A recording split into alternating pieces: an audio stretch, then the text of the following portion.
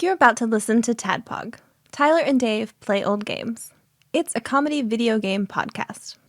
We would like to stress that the hosts are not experts and are really just very crass commentators. Seriously, this is an explicit podcast that happens to talk about video games sometimes. So please enjoy this pretty okay podcast with Tyler and Dave.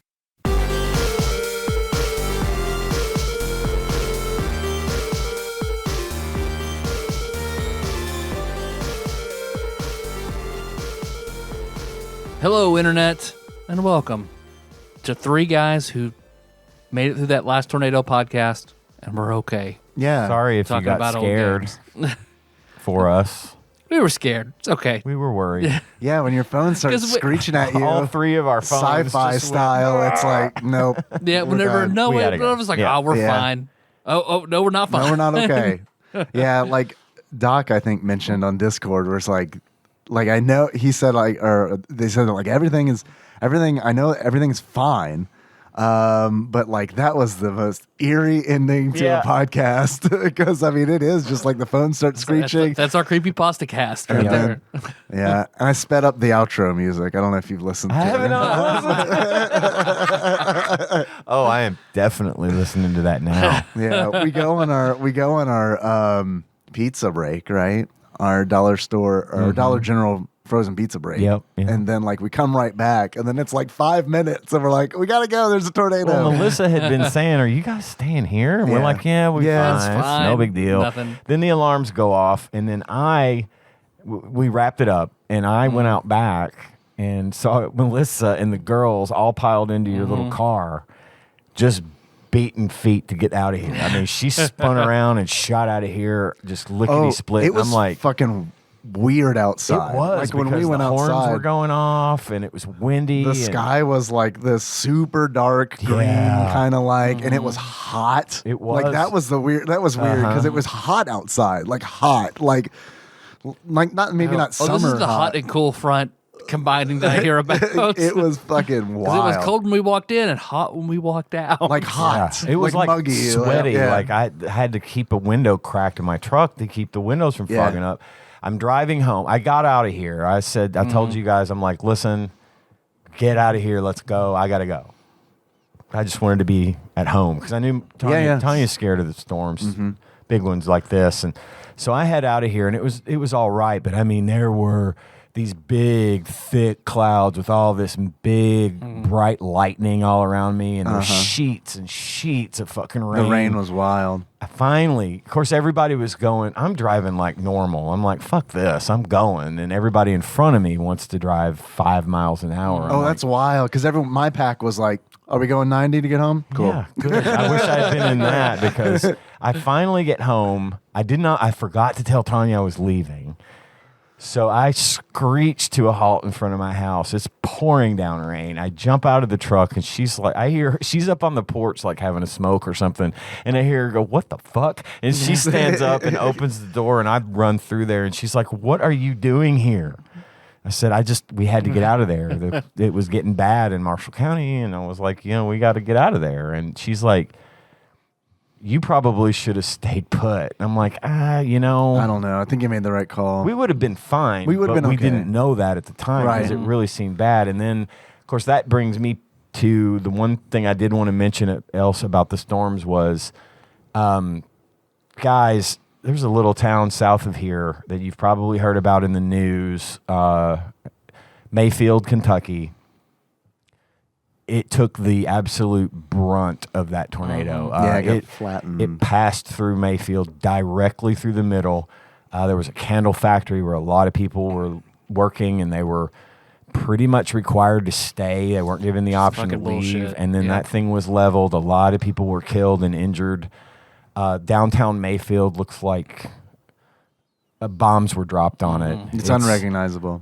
That town's been around for a long time, and it's a small town, but a lot of people live there. And yeah, just keep those people in your thoughts. And they're the good thing. They're turning people away. So many people tried to get down there to help clean up or help look for people. They started saying, "You know what? Thanks, but we got this. We don't want you to get hurt too, or we don't want you to make it worse by doing some shit you're not supposed to do, that kind of thing. There's a lot of aid. There's a lot of people donating money and resources and things to these folks. And Mayfield wasn't the only town that was hit hard by this, in Kentucky especially, by this thing. But it probably got it. It probably got it worse than most. They always get it. Because, I mean, it's like tornadoes, and it probably has a lot to do with why I don't, like, worry about them that much, honestly, is because usually they're smaller than this one. And I wasn't concerned about this storm at all until we got that emergency. Until all three phones went, fuck! And then that flipped the switch, and I, like, did freak out. And I was, like, calling Nikki and being like, you know, hey, and woke her up because she was sleeping. Because she also doesn't, you know, really, like, worry about that kind of stuff. No, I generally don't either, but yeah. So I wake her up, and I'm all freaked out. I'm like, hey, our phones just went crazy. Did yours? And she's like, no. I was like, okay, if your phone goes crazy, check on the neighbors, see what they're doing, grab Henry, go with them, let me know where you are. And take shelter under Terry's giant penis. Right. Be safe. Yeah, it'll definitely. He's like a Pokemon with that thing. It's like break up. He'll just swing it around, break up the tornado. Yeah. It'll be fine. Yeah. I'm sorry, we can't go to the next town. Terry's penis is blocking the road. We got no way of passing. You got to find some sort of flute. You got to charm it. So, yeah, I raced home too, and like that's like the first time I've been freaked out about a storm. But like usually there's smaller tornadoes, and they like always go around us, and they always hit Mayfield. Like, I mean, that's just it'll how hit Mayfield or Murray or something north of us. We are at the confluence of the Ohio and Mississippi. All that is in that area, and they say it's kind of a myth that the water, that when a tornado goes over a body of water, that it breaks up, which is true. That is a myth. Well, did you know but that I think the pressure, Irvin Cobb, he performed like a sacrificial ritual to like ward off tornadoes for the next 500 years. Whoa, well, student of Jean Lafitte, Irvin Cobb. Perfect. But we do tend to, knock wood, we tend to get avoided by those. It's wild. Someone I mean, it really said, is. One of the meteorologists, there's a few meteorologists like on TikTok, and they basically just sit there and talk about the weather all day long. One of those guys had said that tornado, had it shifted 5 degrees 100 miles south of here, and it would have blown through Paducah like a nuclear bomb. Yeah. Destroyed Paducah the way Mayfield was destroyed. And we're a considerably larger city than Mayfield. We're not a huge metropolis by any means, but neither is Metropolis, which is neither is Metropolis, which 12 is miles northwest. It's a small town coincidentally named after Superman's home city, and they take full advantage of it. Yeah, well, they're the only 90% of their economy is being. They're the only Metropolis. city in the United States named Metropolis. Oh, are they? Really? I Yeah, didn't know that. That's their big claim to fame. You said small town, but I think you meant it's a small ville. Yeah. Thank you. You're right. God damn it. You're right. Metropolis always gets the shitty weather too. They do. And when it avoids us, Well, it's because of the casino Metropolis. there. It's fucking. Yeah, It's if Jean evil, Lafitte yeah. were to build some sort of device to contain all the bad luck, he would build it in Mayfield because it does. They do get hit a lot. With a lot of Yeah, shit. it's fucking wild. But this is by far the Think of worst that. they've ever had to there's 150-year-old buildings that were just knocked over. They're going to have to scrap it and rebuild from the ground up. Most of downtown Mayfield is not going to be salvageable just because there's nothing left to salvage. There's where there were buildings, there are giant piles of metal and brick and rubble. There are upside down cars everywhere. It's awful. It's going to be 20 years before they're back to some semblance of normalcy, if I had to guess. Even with today's, advanced technologies of building and things, I still think there's just no way they're going to recover from this anytime soon. Like you saying that reminds me, I know I've said this before on the show, but like New Orleans, because it's like I got a lot of family in that area, and it's like New Orleans is still like post-Katrina is like, wow, everything is just flat. You know what I mean? Yeah, they cleaned it all up. And it's like a very large village essentially, because it's like everything is like, all right, nothing's more than higher than 2 stories. It's fucking crazy. Yeah, it is. And I mean, again, I know there's a lot of people who got lucky. There's a lot of people helping the people in Mayfield, sending stuff and doing all that stuff again. So they're being taken care of, but life is never going to be the same for those people. And right here at, the holidays. And stuff. It's rough. So anyway, just count your blessings, everybody, because that kind of stuff could happen to you. I cleaned out my pantry. That's how like freaked out I got. Yeah, because I was like, well, if we're gonna take shelter, like this is pretty much it. We need this is pantry. Yeah. Ours is a stairwell. Yeah, we've got a really narrow stairwell that goes up into our attic, but that area is the center of our home, so that's where we would probably have to shelter. I got a big blanket and like Henry's bike helmet. He slept through it, which is great because it's just like, well, we'll keep an eye on this weather, and I'll carry him to the pantry in a confusion. Our weatherman, our weather team on the local 6. Of course, I got home and that's what was on TV. Right, yeah. Was crying live on the air just because he knew. He was telling people, this is not a fucking drill. Put on you said bike helmet. They were saying, no, that's why I got it. Put on your bike helmets, yeah. put on it, get under a mattress, do anything you can. This is absolutely going to come through here. There's confirmed sightings.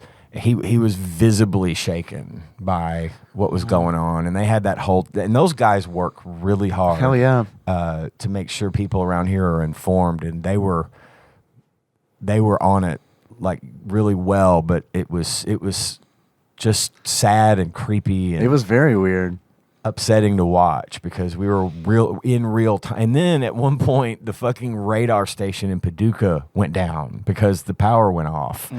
So then they were having to use data from radar stations hundreds of miles away from here that was like, maybe this is accurate. We don't know because we can't. Oh man, it was crazy. So, I mean, all in all, everything, like, I picked up some sticks in the yard the next day. My house, there was nothing. I felt like, wow, I can't believe so close to here, there was just utter destruction, and then my house looked like it did before I left that night. I was worried about your place, Tyler, because it's like, it rolled through this county. 20 minutes away, the moors got destroyed. Yeah. Like a campground. Like, and I graduated with the girl whose parents own it, and people who have houses, and the girls like have friends whose their houses were there, and it's just gone. Yeah, it tore through the boards. It's just gone now. This is another small town, Benton, is what we're referring to. The north half of Benton got pretty much wiped out as well. A nursing home just taken out. Yeah, yikes. And then let's not forget in Illinois,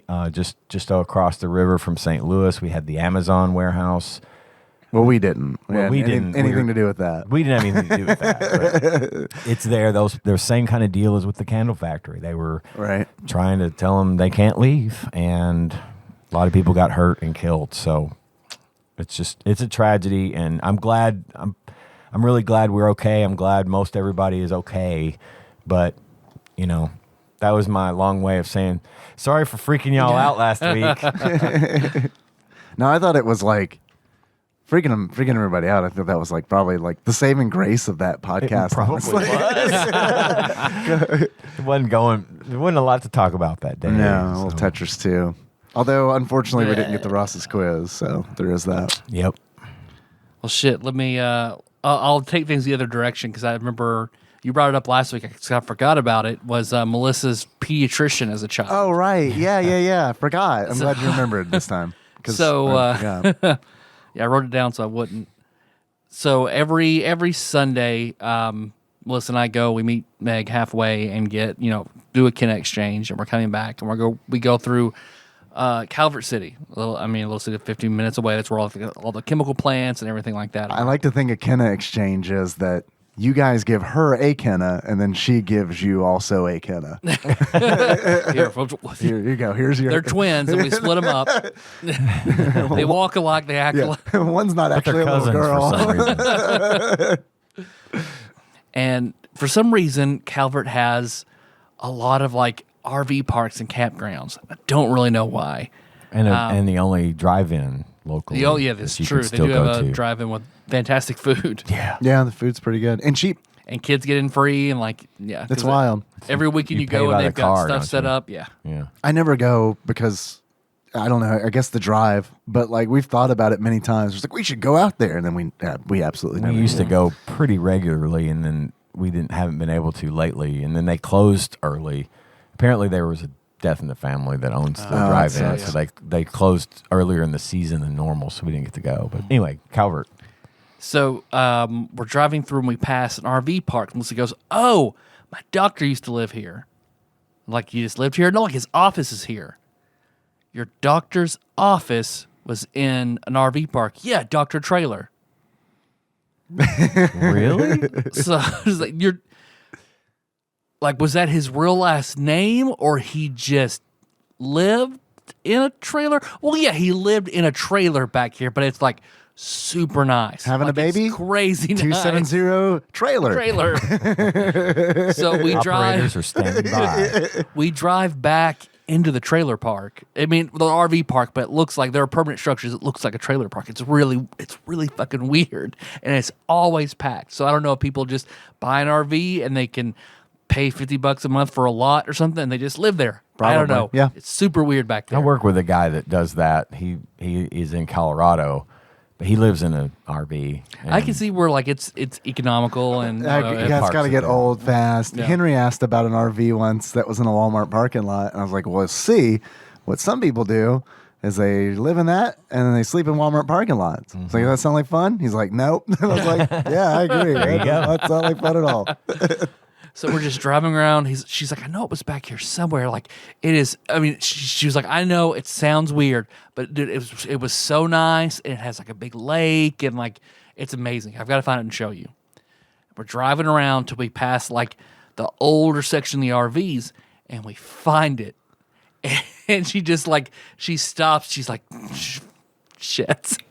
It is the most rundown, dilapidated. I was like, "This is where you went as a kid to this busted ass trailer to see a doctor trailer as a pediatrician." Like, was he? She's like, "No, I feel okay." As a kid, I thought it was super nice because he had Norman Rockwell paintings up in it, and that's so 5-year-old me thought it was really fancy. What chances are it was in much better shape? Then, Probably, right? yeah. Maybe because she's like, it's the same color, it's everything. Yeah. Damn, I should not have come back here to Dr. Trailer. Come on out, Dr. Trailer's trailer. I'll poke at your It's kids. got all the gravestones in front of it, like I remember, and everything. It's weird. Look at my Norman Rockwell paintings. Feel safe. And it's got a little weird lake in the back with all these like really, really tiny cabins. And she was like, I was like, of all the, like, Paducah is like over there, but this is where your family chose to take you to the pediatrician. Yeah. Because she also used to go. She made it. She made it. You know what I Yeah. mean? Like, couldn't be that bad, right? Yeah, Dr. Trailer evidently was okay. He knew about antibiotics. Didn't believe in them, but he knew about them. I mean, because she also went to school, like kindergarten and first and second grade in a very similar situation. Because there used to be the Gilbertsville Elementary School, which was like 3 trailers before they built Yeah. Central, which That's is now like that's not terribly And that's unusual. not uncommon. Tanya Yeah. had a similar situation. Yeah. She grew up in Marshall County, and I can't remember where exactly she lived, but it was something. The school and the stuff like that was the same kind of deal. They had like a schoolhouse where there were fucking first, second, third, and fourth graders all in the same classroom, kind of thing. She's driven me So- by the abandoned buildings that were the schools when she was really young, and of course now like You want to do a ghost hunt there? we could, but of course they went from that to now like one of the top schools in Kentucky that gets all of the resources at Central Elementary, which is awesome, but also at the same time like I don't want to send Jack there. It's kind of weird. Oh, really? Yeah. It's more prison-like than in a lot of other elementary schools I've seen. Like it's extremely, I don't know, it's creepy. And then during the election, they had a lot of Trump art all in it. So done by Those the kids children. did or something? done by the children. Oh yes. no! Yes. What are they teaching? I bet I know. So yeah, Reedland Elementary is weird. It's like a bunch of pods. all the Yeah, walkways in between and, it. and there's no hallways. It's just sidewalks. So I went to school there. Yeah. Briefly, I moved around a little bit, not quite as much as you did, Dave, but we lived in Reedland briefly when my dad started working for this company he had been working for forever. And I had to go to school there, and it sucked because you would have to walk outside in the middle of winter to go to the cafeteria or the gym or whatever. And so, yeah, it's like, okay, it's restroom break time. Everybody put on your coats. Or, We had a weird little school annex when I was in 3rd grade that was essentially like 3 trailers put together. And it was like, it was just there until they could build an actual building there. Right. Like, I don't know what the situation was, but it very much felt like we are at full capacity. So this is the best we can do. Well, it's funny too, because one of my most vivid memories from going to school at Reedland Elementary, aside from the fact that my teacher, Miss Duncan, was super cute. She was like, it was my first redhead crush. Oh, Miss Duncan. Miss Duncan. At one point, Miss Duncan was out sick, and we had a substitute. And the substitute didn't teach, but instead turned on the TV, and we watched Ultraman. Hey. Oh, okay. A lot. That's a great segue that I'm just going to like step over. Yeah, no, that's fine. I'm not ready to talk about Ultraman. I'm not either. I'm just saying, it came to me that that's where I know Ultraman from, is watching it on the TV at the elementary school the day the substitute teacher wasn't going to teach us anything. So You learned something, I'm sure. I learned that a very epileptic seizure-inducing show. I lost 2 friends that day. I learned what epilepsy is that day. See, kids, bright flashing lights can no. It's true. It's the Pokemon episode. The Porygon episode, yeah. So what else you guys been up to? Saw Spider-Man. Yep. I had the chance to see Spider-Man. I chose to not make my wife envious. Tyler offered me an extra ticket that they had to go this past week, and I declined, but I wish I hadn't, because now everyone I know has seen Spider-Man but me. Every single person. It's fine. We're just going to spoil it for you right now. Yeah, Is that cool? It's fine. What'd you guys think about that? Fucking fantastic, though. It's really good. Yeah. I've heard. Really fucking good. I've heard. It's really good. Cohen went to the movies for the first time ever yesterday with his dad and mom and To saw go see it. How'd he do? He did really well, they said, and he's going to be at my house it's a long tomorrow. movie, He's going to be at my house tomorrow, probably spoiling shit the for shit out of it. Go see it right now. I say you go from here to go see it. Should. I'll go see it again. You want to go see it after we record? Oh, I got to go home. I got to feed the fam. I have dinner. Yeah. Well, I'll get there. I'm fine. I was kidding anyway. I got to go home too. I'm fine. I'll get there. Henry cried. So that Really? Yeah. Oh, man. So Yeah, so did all the girls cried. Yeah. like he really cried. Like I mean, like he like balled up and like put his head on Nikki's arm, and yeah, it was like, oh, maybe this was not a good idea. But then again, I don't know.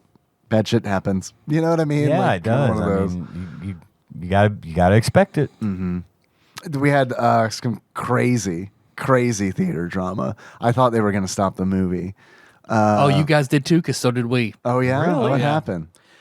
People taking up people's seats and yelling and fighting each other over their assigned seats. We got there, and we went right after I got off work, which kind of sucked because it was rainy, and like I'm like trying to get to the theater in a hurry on like Lone Oak back roads with no lights, and like they have like their back roads are like, hey, what's a good idea? I know. How about like we raise the roads up and there's like these like a Drop-offs. 3-foot drop off on either side, and like, should we make the roads wide? Nah. They can get Nah. back. That costs too much money. It'll be fine.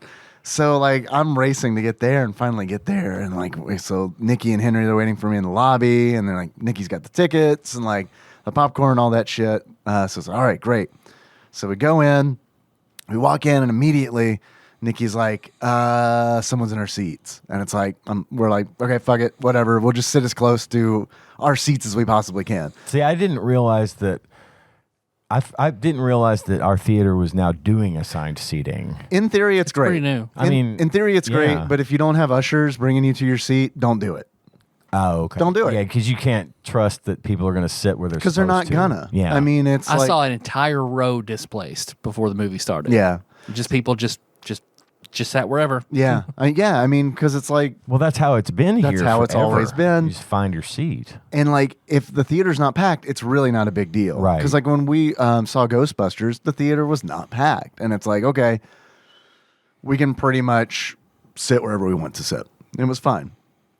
But we got there, our seats were taken, no big deal. We sit as close to our seats as possible.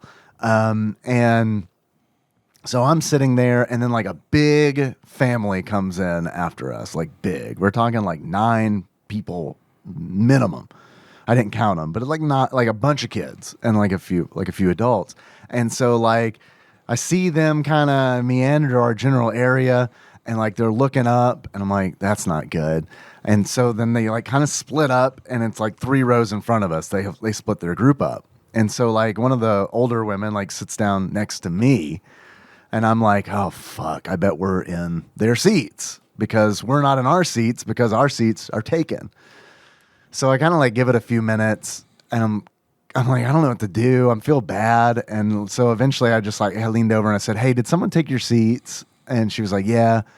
I said, we're not in your seats, are we? Because someone took ours. And she's like, no. We're not trying to be ugly about it either. And so like I heard that, and I was like, okay, no, that's a flag. You know, usually because obviously she's upset about it.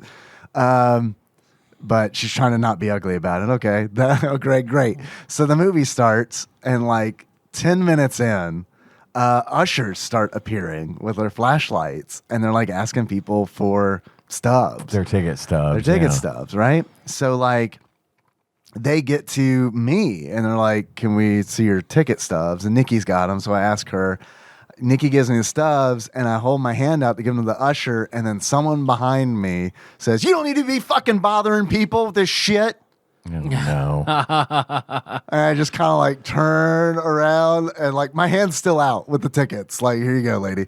And like I turn around, and yeah, there's a woman who's standing up, and she's like, this is fucking bullshit. And I'm like, uh-oh. And then a woman who's sitting next to us, like we're in the middle of this. We're in the epicenter because this is like right behind us. Yeah. Then the woman who's sitting next to Nikki stands up and says, there are children here. You need to leave. And that woman's like, fuck you. And then the usher, I didn't know they had these. The usher like literally like speaks into her lapel. It's like, we're going to need more people. Damn. I don't need your bullshit. I don't need your vaccine. You know exactly what kind of person I am.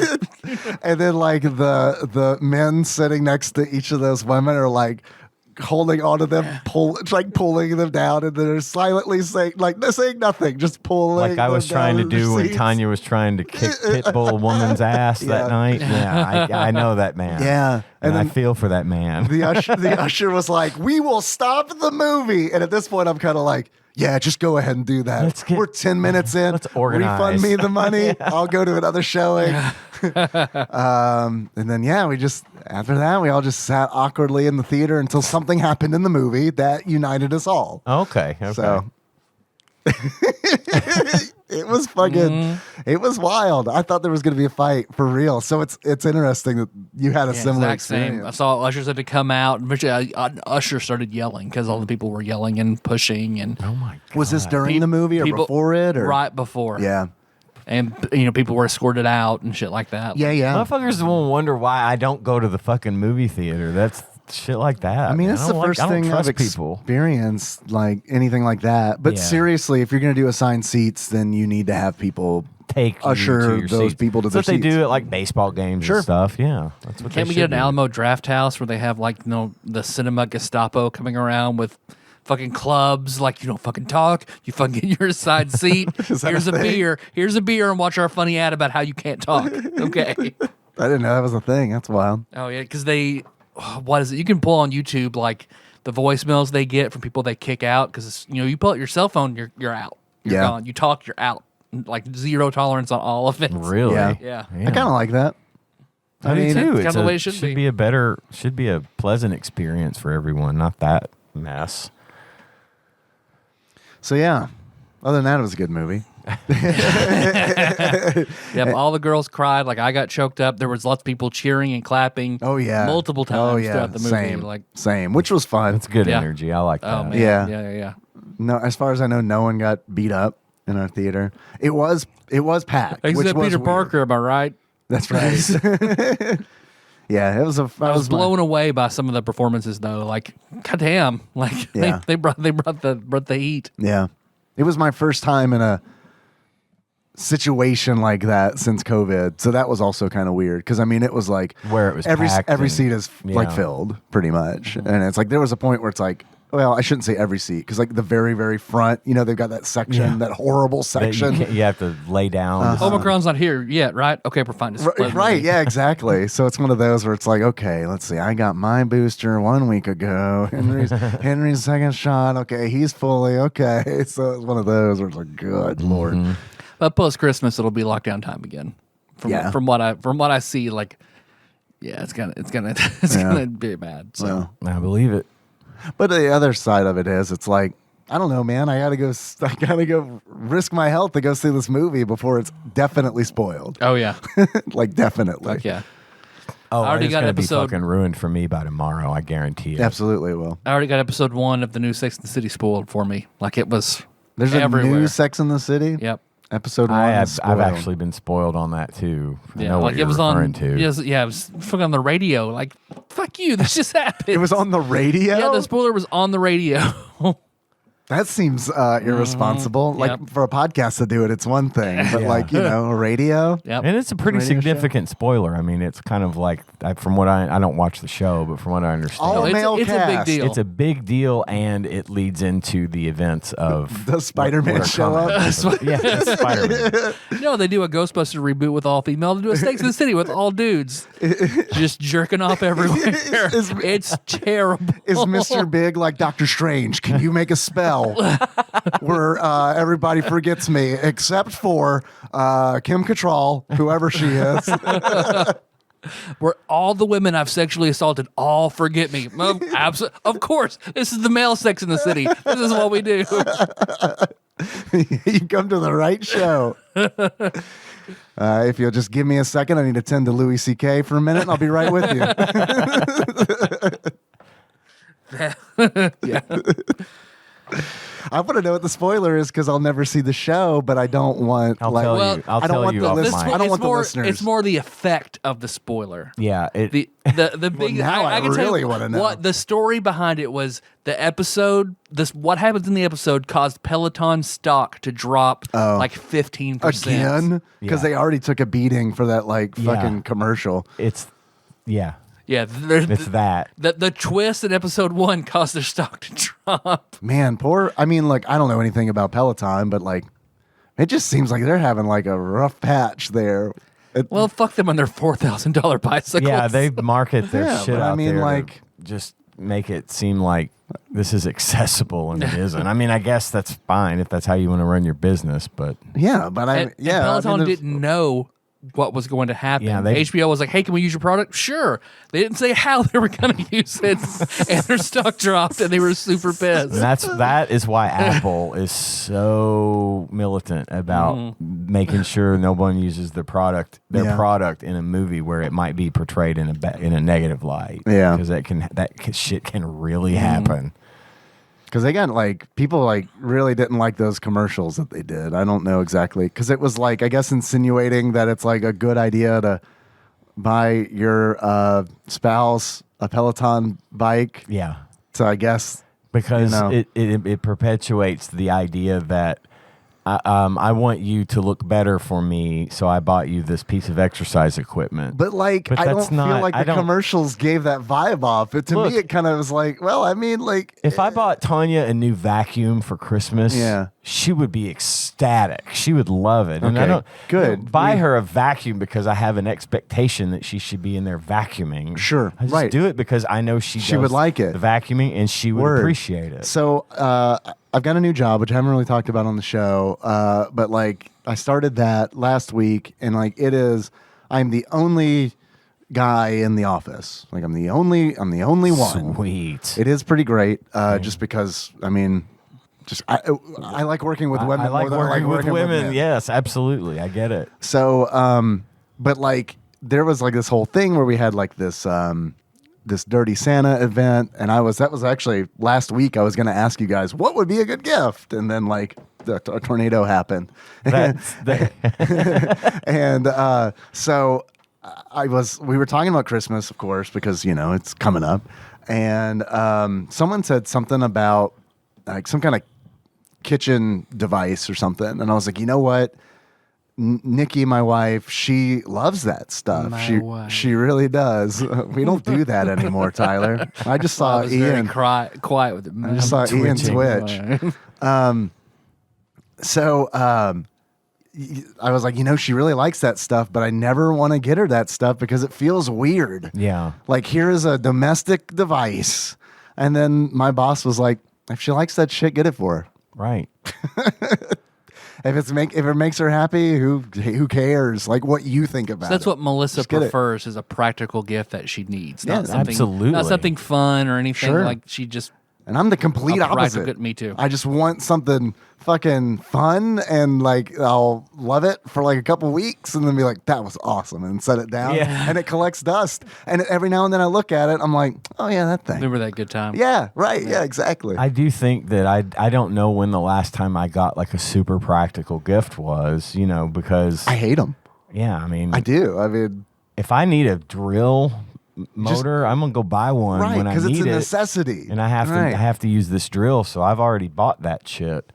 But I'll get video games, just like or video game gift cards or something. But yeah, Tanya's the same way. She wants a new coffee pot, and she wants a new vacuum, and she wants all this stuff. And it's like she's in it for the long term more than me when it comes to that sort of thing. So I envy that. I wish I were more. It's not that I wouldn't appreciate it, a new razor, like a shaver, but that's not what I want for Christmas. I want toys. I don't know. And I've had this conversation with Nikki before, because it's like, the thing is, when someone gets me a practical gift, I'm always like, I do need one of those, but I kind of wish that I could have picked the one out. You know what I mean? Exactly. Because it's like, thing. now I have this thing where it's like, it's not exactly, it's something that I needed, but it's not exactly what I would want. What you would have purchased after doing your independent research and stuff. But now I'm like, well, this was a gift. Now I feel obligated to use this gift, as opposed to, something that I actually want. Mm-hmm. Well, I don't, and plus she and I don't really gift each other. We just go shopping together. We'll go out and shop, and she'll pick out things she wants, and I'll do the same, and that's it. We don't really buy gifts for each other anymore. We buy gifts for our grandchild, and we tend to give a couple gifts to our kids. A lot of times, though, that's just like easy shit, gift cards, stuff like that. But I can't remember the last time I opened a present at Christmas. Like, I just haven't gotten presents in years, which is fine. I'd rather, again, like you, I'd rather go take that money and go pick out the thing I want, and not have to feel awkward and say, well, this wasn't the one I wanted, but thanks anyway. Yeah. I don't want to seem ungrateful, because I'm always grateful. No, absolutely not. For the gift. Yeah, I'm always appreciative of it, but I'm just more of a, give me money. Let me pick it out. Yeah. Yeah, I just send Nikki links. Unless it's something you've talked about for 6 months, and someone, bunch of people get together, give you a present that makes you cry. There's that. There's that. That I did love. You could see that was all my pent up emotion from not getting presents for so long. Right. All at once. Has your reserve built up for Spider-Man? Like, I don't know. You know what I mean? Like, you got any more tears in the tank, I guess is what I'm trying to say. I'm dry as a bone. And not just from the DG's album. I just go home and cry now. Word. Yeah, I feel that. Now, I promise you I won't see that movie in the theater, so I'm already going to know it's not going to affect me, because I'm already going to know what happens. I promise. I'm going to do my best to avoid it, but it'll be 3-4 months before it comes out on another media. You're doomed. I'm fucked. You need me to borrow it from Mr. Bay? Give it to you? Not if it's like a handy cam. I don't want to do that. I want that. I'd rather it be spoiled and then see it and call in sick tomorrow. God, I wish I could. I've got a 3-day work week ahead of me. I'm off Thursday and Friday. That's nice, week, which man. Is very nice. That is nice. Well, Christmas is Saturday, so we're observing. We're always off Christmas Eve and Christmas Day, so we're observing Christmas Eve on Thursday. That's great, and dude. Christmas on Friday. So That's yeah, awesome. I have a short week. We have a lot of shopping to do this week. Yeah. So that's Then gonna what you suck. do is you call in and say, I can't smell or taste anything. I'm going to have to be off. And then they just put you off. There you go. Because that's what happens for people that work for me. And I wanted to make And they're all negative, if you can imagine that. That's weird. And they have to be given off because HR says so. They're like, wait, though, aren't you working from home? Oh yeah, I'm already in quarantine. So. But they can get to the internet. That is true. Man, once COVID gets on the internet, it's fucking game fucking over. Game over. Coming right through my headset. I was talking to a lady the other day who had gotten COVID back in August, and she still has not gotten back her sense of taste and smell. Oh, yeah. And she's like, fuck it, I lost a lot of weight. It's fine. She said she can taste 3 things. Cum. Ketchup, not cum. I didn't ask. I didn't ask her if she could taste cum. Yeah. Weird. I don't know. I don't understand It's a why work you thing. wouldn't. That's what we always ask people. Yeah. COVID or not, can you taste It was cum? one of my clients at work. I was Unrelated, but I've been drinking a lot of water recently, and Nikki's like, I can tell you've been drinking a lot of water. And I was like, do you have COVID? can't taste your cum. It's ketchup, ranch dressing, and Diet Dr. Pepper are the only 3 things not she so can bad. taste. So All right. She said, I lost 30 pounds. That's though. about how my kids are, too. I don't know. You sound happy about that, but I know her, and she probably didn't need to lose 30 pounds. But Yeah. she just said, yeah, ketchup, ranch dressing, and Diet Dr. I think I Pepper. might gain weight because it's like, well, I can only taste these 3 things, so that's all I'm gonna eat because I miss tasting things. Ranch.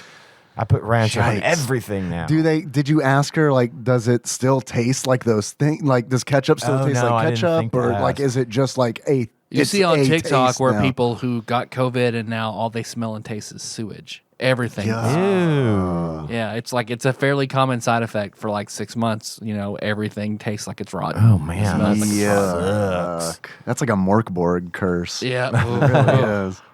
I would just, I hope that's not permanent for those poor people. No, no, you know, I 'cause can't- that would be I a can't. terrible to not be able to taste or smell. Yuck. Although it would have been nice, I guess, to not have a sense of taste while playing Ultraman, which is a tasteless video game. Indeed, it is. Well, you hear that, Dave? I do hear that. It's the sound of I don't know, probably a bunch of Spider-Man spoilers, which I'm gonna go ahead and read right now. Spider-Man. Spider-Man. I don't just do it. That's the next movie they're gonna do, right? Like hope so. a Ready Player 3, like That's it needs Spider-Man to be movie. into the Spider-Verse is Spider-Man Yeah, now. no shit. So the audience can be like, "Oh man, and I thought Spider-Ham was like That was the pushing most it. obscure." Yeah, right. Of course, I hear that, which leads into a segment that we like to call Dave Reads Some Wikipedia. So I have 2 entries to read. One is longer than the other. The first entry is Ultraman, towards the future. Towards the future. In the year 2000. Ultraman Towards the Future, released in Japan as Ultraman Great, is a Japanese-Australian tokusatsu science fiction television series produced as a co-production between Subaraya Productions and the South Australian Film Corporation. It is the 10th installment in the Ultra series, and the first series to be produced during Japan's Heisei period, and the 3rd foreign production in the franchise after Ultraman: The Adventure Begins. So all of that is to say that this was a television series that this game is based on. It had 13 episodes. So there's that. Seems pretty short. Lots of tiny houses were stomped on Yes. by people in suits. And giant suits. The giant people. Giant They're people. Very difficult to find. Huge people. So yeah, there's a video game called Ultraman: Towards the Future, released in Japan as Ultraman. It's a multi-platform fighting video game based on the TV series Ultraman, with the Japanese version being based on the 1966 series and the North American version being based on the contemporary Ultraman Towards the Future series. This game has received mostly negative reviews due to its high difficulty and subpar graphics. And I got to be honest with you, I think the graphics are probably one of the best things about this game. There are other things that are way worse. Yep. So I told you guys wrong because I did play. I owned this as a kid. I had this game. I confused it with Castlevania 4. My aunt bought me Castlevania 4 on a lark. This game I purchased myself because I went to Toys R Us with my birthday money. And I bought Super Mario RPG Legend of the Seven Stars. Awesome. Good choice. Go over to my wall, pull that little yellow slip out. And it's like, oh, shit, after tax, I still have something left with this $100. Nice. What am I going to buy? I scan the wall. Oh, there's a game called Ultraman for $10. I mean, what else am I going to do with this? So I'll just go ahead. I get 2 games. That sounds pretty good. So then I also bought Ultraman. Okay. That's a steal. $10. It's a steal. It's a steal. Sort of. Because when we're going home and of course I played Mario RPG first. I was like, all right, well now I'll play my other game. And I plugged into Ultraman and it was just like, oh my God. I still but I didn't have anything else to play. So I remember I ended up playing it a lot and sort of figuring it out, got pretty far. I got into it because it was always play it, get a little bit farther. Sure. Get a little bit farther to the point where sometimes I'd surprise myself and get much farther and I'm up and I'm sweating and standing up playing it oh fuck, I gotta beat Gudis 3 and all that shit where I got to the point I enjoyed it because I had no other choice but to enjoy it. Right, sure. But trying to play it again now, I have no idea how I even fucking played this game. It is the clunkiest, obtuse fucking control system and it's fucking the part in Power Rangers where you control the Zord against the other monsters in the Power Rangers game. That is infinitely better. Just that those few little levels blow this game out of the water, and it's the same concept. I remember my first experience with this game was a Blockbuster. I was with my cousin Gary, who I've talked about on this show before, who I thought was really cool. Not the one who touched my butthole. Not the one that Gary. touched, a different cousin Who touched Tyler's butthole. Not the one who didn't touch my butthole, but I told the principal he did. I wonder how that would shake out nowadays, especially. So we were at Blockbuster, and I was like, man, let's rent a game. And so we were I remember it vividly because that was also, I guess, around the time. This was later. This game came out in 1991, and this was later because I remember us talking about the Sony PlayStation, and it was just about to come out, and I remember talking about man, it's weird, isn't it, that the D-pad buttons are all separate instead of it being a cross, and so we're looking at the games. And I remember seeing Ultraman on the shelf, and I remember reaching out to grab it, and I remember Gary saying, "No, don't do that." And I was like, "What do you mean?" And he's like, "That is a horrible game. That one. Never that one. Let's rent." And we either rented Road Rash 2 or X-Men Clone Wars. I can't remember which one he owned versus which one we rented because we played both that day. And then I never played Ultraman because every time I heard of it, I heard Gary's voice. I heard Gary's saying, voice. Yeah, not that one. And then I finally played it this past week for the show. And now you know why Gary said not that one. Now I know. Because it's pretty bad. It's bad. It's a fighting game.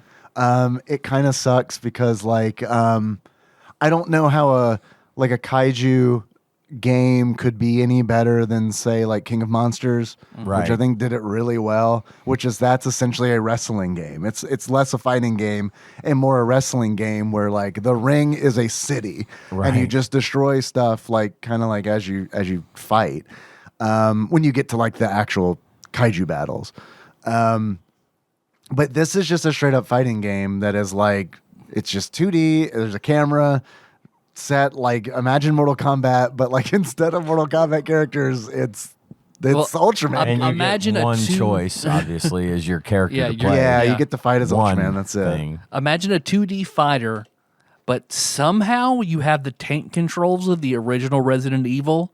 somehow, and that's how Ultraman feels in controls. Dude, the fucking controls are the worst because it's like there's shit out there. Like there are other games out there. Like a fighting. If this was the very first fighting game that had ever been made, okay, but it's not. Their precedent has been set already. kinda. It's an early one. It's 1991, so it's kind of one of those where it's like I do feel like like we don't have Mortal Kombats yet. Like I mean, this is still kind of like early fighting game territory because I mean like notoriously like the NES didn't have like a lot of fighting games on it because like that really wasn't a genre at the time. But still, even with that context, the controls and the gameplay are horrible for Ultraman because it's like there's this mechanic in the game where like I was streaming this and I had to ask chat, like, does Ultraman always do like a move that like destroys the enemy in a battle? And I think Gentle G was like, yes, that's a thing. And it's like, okay, that checks out because in this game, you can only win a battle by using Ultraman's level 4 ability. So like while you're fighting, there's this timed gauge that fills up. And it's like when level 1 gets filled, you can use a level 1 special ability. Which then resets it. Yes. Every time you use the weapon, the energy depletes fully. Right. But in order to win a fight, you have to land the killing blow. The killing blow has to be your level 4 ability. And if you miss, or if the enemy regains a little bit of health before you hit them with it. It's such a small fucking window. It's a small window. Because the health builds up slowly. It all regenerates. Your health regenerates. Their health regenerates. Because you'll hit them and their bar goes away and it'll say finish where their health bar would be. So, all right, so you got to hit them with your special move. You got to use that level 4. If it's not charged up, fucking too bad. You got to like stall and wait until that level 4 ability is filled up. While continuing to deal at least minor damage to that enemy because his energy is going up too. Right. So when you get to that, you got to make sure you don't accidentally fire that weapon at him. Right. Because all that'll do is take him down to where it says finish, Right. and then you've You got gotta no wait shot, again. and you got to wait again. So we did skip over the Ultraman story that you text me, Dave. It's very good. It's very good. Thank you. I wrote it myself. The Ultraman story. Ultraman is the ultimate warrior and protector of peace of the universe. Now, I'm not an expert on wrestling, but he is not the ultimate warrior, is he? It's pretty close. It's pretty close. That is a wrestler, right? Yes. Yeah. Okay. Yeah. All right. He's the protector of peace, like that fucking guy from Suicide Squad. I love peace with all my heart, and I'll kill anyone to get it. For eons, he's been fighting an intergalactic battle For against... Ian's, I think you mean. For me. For Ian against Gudis. Since I was in first grade. An evil virus which attempts to wipe out all competing life forms. Now the Gudis virus has infected Earth, producing a horrifying group of giant mutant monsters to carry out its goal of complete obliteration of life on the planet. You thought COVID was bad. Mm-hmm. Just wait till Gudis. Wait till we get Gudis, Gudis. Omicron version. Ultraman now must battle Gudis and his mutant monsters on Earth, but Earth's polluted atmosphere is deadly to Ultraman. To fight in this world, he's become part of the molecular structure of a human, Jack Shindo. When all else fails, Jack transforms into Ultraman using the Delta Plasma Pendant. But Ultraman can battle on Earth for only 3 minutes before he must return to his human form. So he's like a lycanthropic kaiju, essentially. Yeah. Can Ultraman save Earth and all its inhabitants against Gudis and the mutant monster menace? He must, for he is our only hope. His height is 197 feet tall. He weighs 58,000 tons, and his flying speed is Mach 26. This is the man, right? This is Ultraman. It's probably wild when he actually transforms into Ultraman.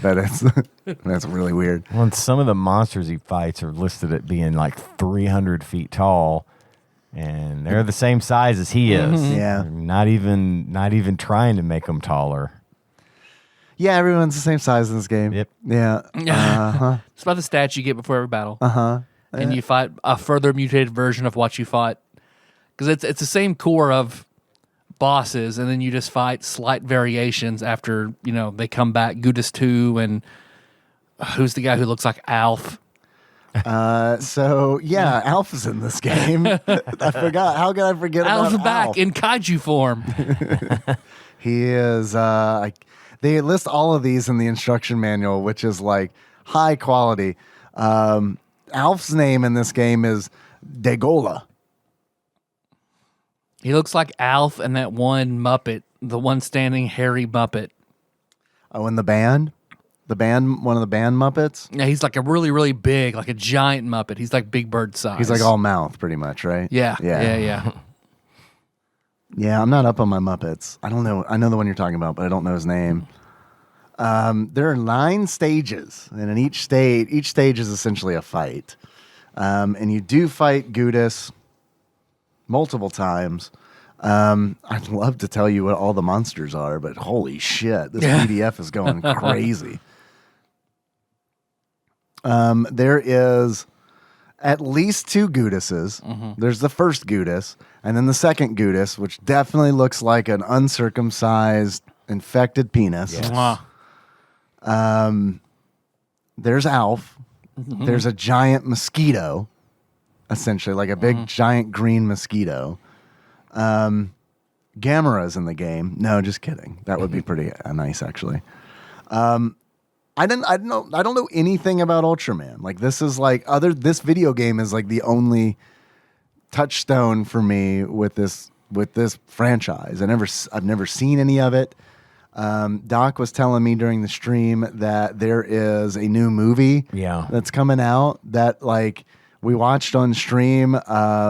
It looks pretty cool, honestly, like for real. I doubt that it'll come out in theaters here or anything, but I would watch it. There's Bogan, an unspeakable genetic mutation. Bogan has a head at each end of its slug-like body. I thought that the character designs, honestly, were probably the best thing about this game. Well, yeah, it wasn't bad. Except for Alf. But it's like, even then, like, those character designs are coming from the show. They're not, like, specific for the game. So it's kind of one of those where it's like, I don't know if you can really give the game credit for that. Right. Because it's like, these aren't original. Like, Bandai wasn't like, oh, you know what would be cool? This monster. Mm-hmm. Bandai was just like, hey, what was in the show? All right, let's do that. There is Barangus, who is able to transport itself from place to place in the form of gas. There is Zebo-Khan, who is a large, lumbering, lethargic monster. He's the one who uses his head to ram. Oh, yeah, that fucker. And there's Majaba, the giant mosquito, essentially. Kodalar has risen from the dark depths of the ocean where the foul fury of Gudis has penetrated. My Gudis penetrates. He spams laser breath. My uncircumcised Gudis. Sounds like an autobiography. And then the missing Wu-Tang member, Killa Z,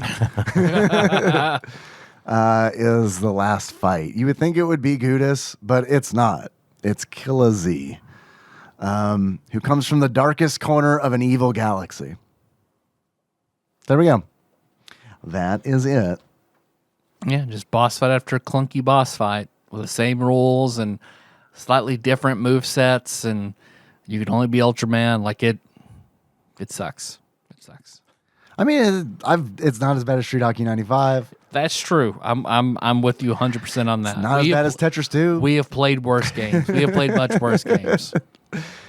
I mean, I don't know. On a Dave scale, it's like I would rather play this again than Tetris 2. Like any day. I could see that. I didn't care for it either, but I mean, I guess if you're stuck with it, right? If you're stuck you with learn it, to play it. you It's learn. whatever. It is what it is. But Because you've got like a punch and a kick, and then you modify those punch and kicks by pressing the up button for whatever reason. for an uppercut. And it's like, I got to tell you, like going from like Mortal Kombat uppercuts where you hold down and punch to up and punch is like, what the fuck? This is like This is like 3D Super chess. This is confusing. tic tac, tic tac, tic tac toe. And then like there are grapples, but and apparently that's how you speedrun this game is by Yeah, like you doing do a lot of grapple damage and throwing throw. them. Do the Yeah. most damage from a throw for sure. But I was bad at the grapples, so mainly I just did the thing that had the most reach was a spin kick, which is up and kick, and it just has reach. It's not the thing that has the most reach. The thing that has the most reach is like you firing blasts at the enemy, but when you do that, it depletes your energy bar, which means that if you get them down Yeah. to finish him, you have to wait until it fills up. And Yep. like my biggest complaint about that bar is it's just timed. It has nothing to do with the amount of damage you're dealing. It has nothing to do with the amount of damage you're receiving. Where like in Street Fighter Alpha, that you have like a gauge and it's built by like how Yeah. much damage you're dealing Did and a how much damage combo, you're or you did taking. this. Yeah. If there was some kind of formula, Agreed. then all of a sudden this game becomes not great, but like better. It improves, yeah, because you're right. It's like a full 30 seconds it takes for that meter to fill up to the top. Yeah. And that's a long time. in a fighting game, especially considering that Ultraman can only be on Earth for 3 minutes at a time. Right, that is true, and that timer is right there for you to see. I don't think I should have just tried to stay alive for 3 minutes just to see what happens. See what it did, yeah. Do you transform into that tiny man? And then you I don't know. get squished. This game is not cool enough to do that, but that would be great. But yeah, I mean, this is like Tetris 2. There's not a whole lot to say about it because there's not a lot of depth, Right. Like at all. I finished it on easy, Oh, nice. and I never less than could- 3 hours. I didn't beat it as a kid, and I spent all my lives trying to take down Gudis 1. I thought you beat it. I No? almost Oh, beat it as a man. kid, but And you get an extra life. You start off with 3 chances, and you get an extra chance for every 50,000 points you earn, which means if you finish off, one of the nice things was if you are whipping up on a monster and it kills you, when you come back, its health bar is still where you left it. Right. So a strategy is like when I missed on like a level 4 ability, it's like, fuck it, I'll take a death so that I can get right back into this And then with you're full health. more and- alive, and right. you don't have to struggle as hard. So Right. that was fine. But I mean, there's the points are how alive you are and the times whatever it is, the numbers that they factor in there to get you your points. So it's not easy to get. It's not super easy to get extra lives. You've got to be careful with everything. You're right. There's not a whole lot to say about it because it's very shallow. It just doesn't have a Yep. lot of It is depth to shallow. it. And the regular ass options menu is like you have to input like a code. You hold down essentially. start and select Yeah. or whatever, and it then gives you the option to play on easy, normal, and hard or expert or whatever they call it. Yeah, but the 3 levels, yeah. And I saw the ending. I went to YouTube and watched the endings, and you get a different ending depending on what level you beat it on. See, I'm glad you said that. Like, is the hard difficulty ending like way better than the? No, it shows you flying away from Earth, only this time he's pointed at the camera with his fist out, and you can see his face, but Yeah. there's no special, His fingers crooked there's slightly. nothing so. special about it. It's Yeah. just the same exact ending, except you're seeing him flying up close from a different angle, but it's the same. What's so deal. stupid about that is like unless you knew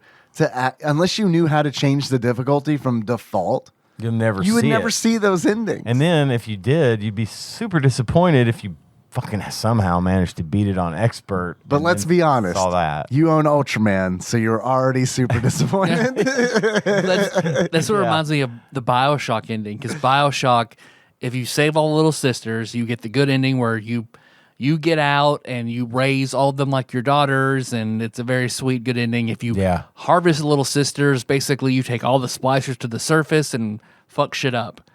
But if you save some and kill some, you get the bad ending. But the narrator just sounds sad. yeah, Yeah. Like, okay. yeah. That's video game shit that I hate. I really do. I really hate because it's like you're never rewarded for like just playing something naturally. Like I feel like video game endings like reward you for like being absolute. you're extremely one way or the other. You're renegade or paragon. And it's like, if you're not one of those things, you get a shitty ending. So like, thanks for playing the game that you wanted to play it like a fucking normal ass person that lives their life and makes good decisions and bad decisions. Nope, we're not going to reward that shit. I hate that. Well, hate that. Dragon Age, you have to be super nice the way all your companions want you to behave to progress with your companions and get new skills. Because if you're a jerk, the game is just really hard because no one likes you and they don't progress. And then they fix it in 2, like, you know, some companions will like a more aggressive main character. In other words, others they fix it in the second one. Man, I remember like if a NPC does something stupid, makes me mad. Like if you call down their shit, your score just goes down. Yeah, that's bullshit. Yeah. Either don't split the rewards up. Don't make a good or a bad ending or this, that, or the other, or make it to where you got a shot, or make it even to where you've got a shot at something good regardless of what you do. Yeah, you know, totally. Not fucking punish the player for not wanting to play on expert, for God's sake. You know, I don't want to play this on expert. I just want to play it. Good Lord, no. I tried it on expert and was like, nope. No. Because it's still the same fucking clunky ass game. It's just like now all of a sudden the enemies are like spamming moves and shit. Yeah. It's like, no, I'm not going to do that. But like BioShock, for like that is a great example of like, man, fuck this. Because I really liked BioShock. And I remember you guys giving me shit over like killing little sisters.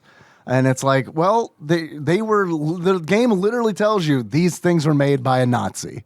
Yeah, so I'm just like, well, they're probably evil. And then like halfway through the game, spoilers, if you don't want any BioShock spoilers, skip ahead a couple minutes. They're like, oh, it turns out this doctor's actually like decent, like has like a, you know, like a vision kind of deal. And it's like, well, I'll stop killing them now. And the game's like, well, you did kill those fucking Nazi little sisters though, so you get the sad. You killed the, you know, we tell you the first, they're horrible monsters. So. Yeah, I mean, I really felt like I was led along where it's like, these are bad things. And then the game's like, gotcha, you son of a bitch, you fucking fool.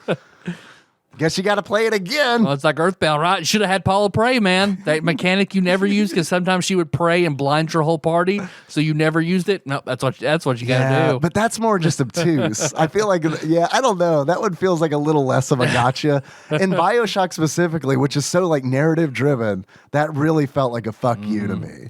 It felt like this is a video game, man. You should have known. Like, you should have known it's one way or the other, motherfucker. Like, don't make human decisions. Make optimal decisions.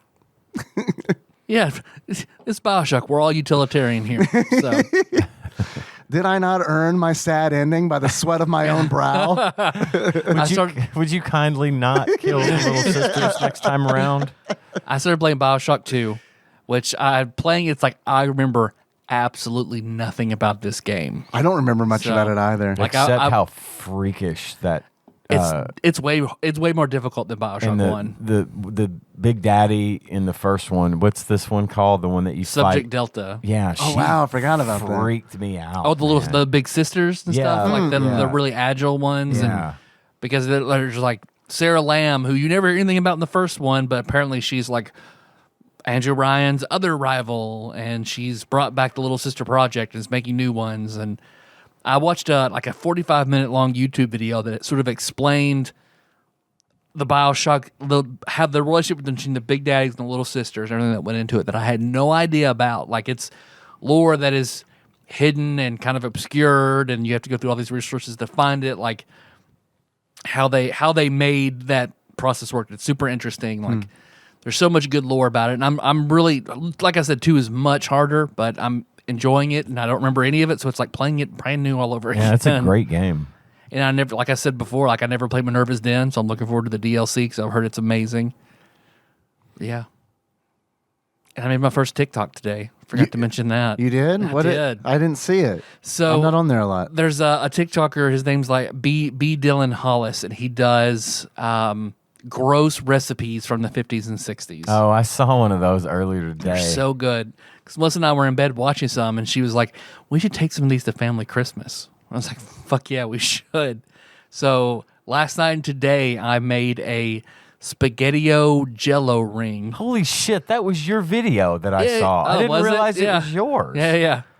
It's right before Dave got here, and I didn't. Yeah, okay. I made that, and then in the center of the ring is Vienna sausages. Fucking gross. It's super gross because I had to boil like tomato soup and gelatin, and then pour in the SpaghettiOs and put it in a bundt pan. But these are like actual recipes. Actually, recipes from the 50s, 60s, and 70s. Yeah. Like in a specific cookbook, or like or people will send him recipes they find like on old spam containers from back in the day or weird cookbooks. Like it's such a good idea for a TikTok channel. Yeah, that is a really good idea. And then I made a bologna cake.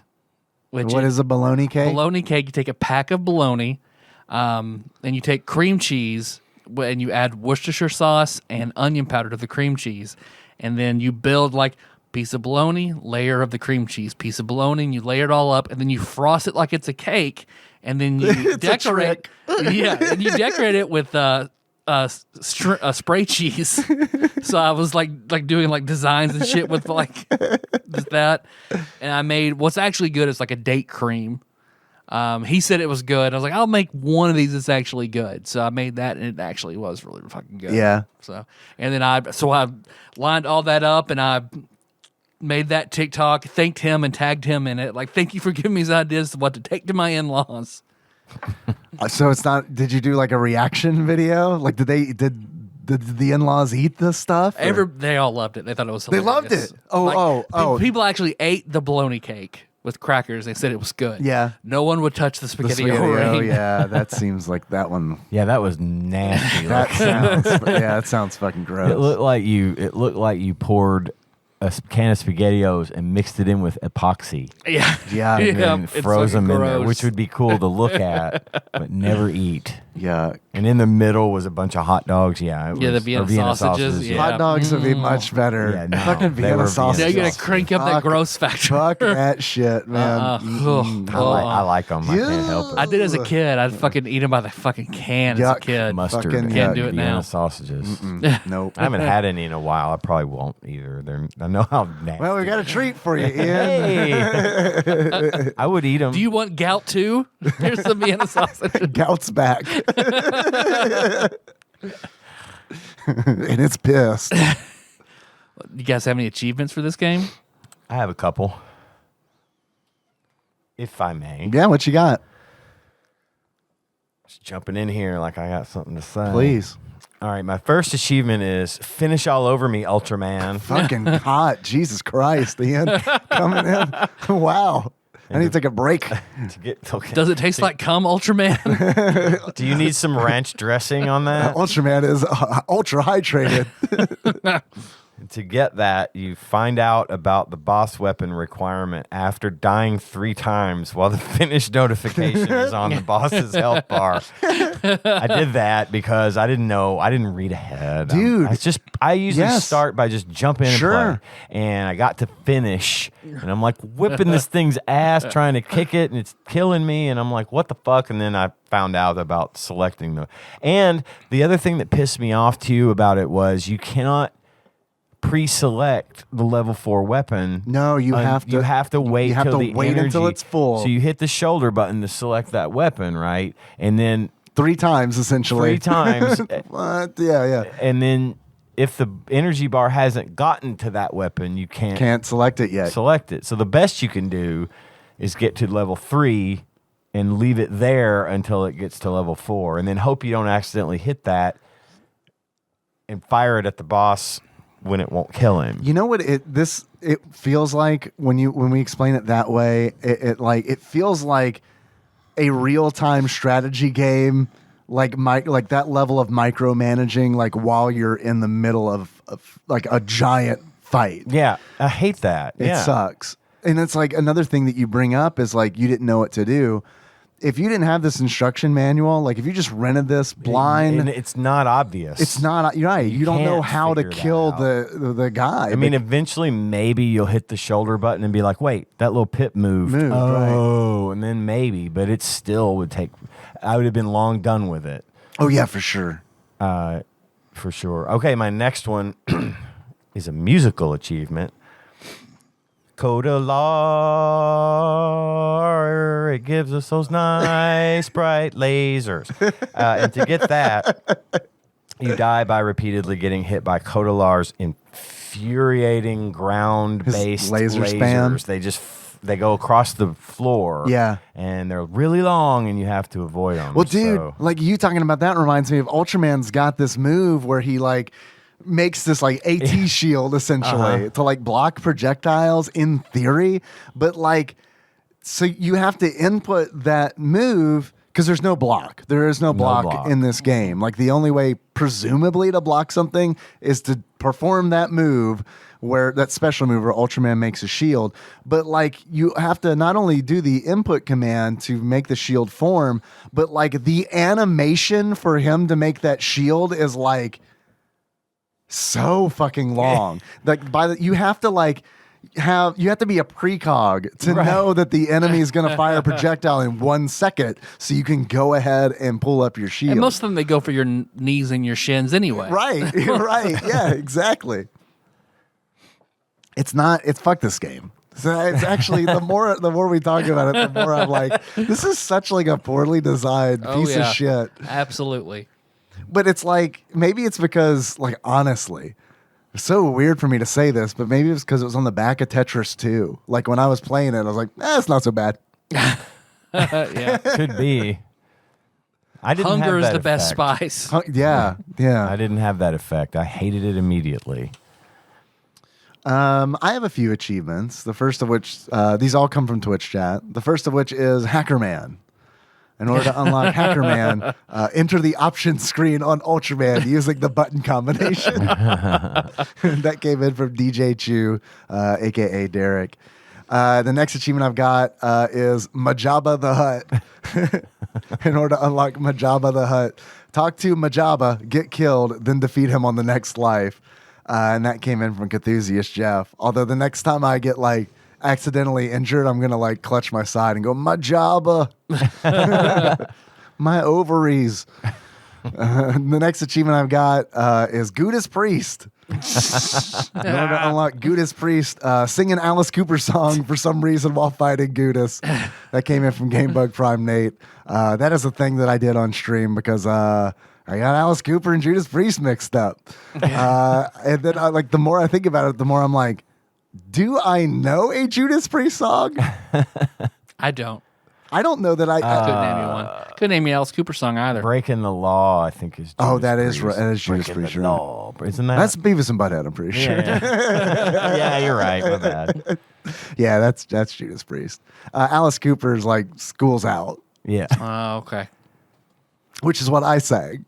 'Cause I would have thought School's Out was that D. Snyder. Twisted Sister. I would have thought that was Twisted Sister. That's Yeah. We're Not Gonna Take It. No! I've got 2 achievements. What you got? If you're done with yours. Yeah. My first one is blah, and you unlock blah, which is, I guess, what he says after you win. Yeah, He what takes is off. that? What is that undecipherable audio clip? Yeah. It's this, Ian, you've seen Ultraman. Does he say that like when he defeats a monster? Ultraman never says anything. Is he like he just fights. Is he like panicking because it's like, oh shit, it's almost 3 minutes? But, I know it's been a long time, but I don't think so. But yeah, whenever you manage a jump, because you can't just like jump in this game. You have to like, I had to just button mash, and sometimes I would jump way, way, way up in the air.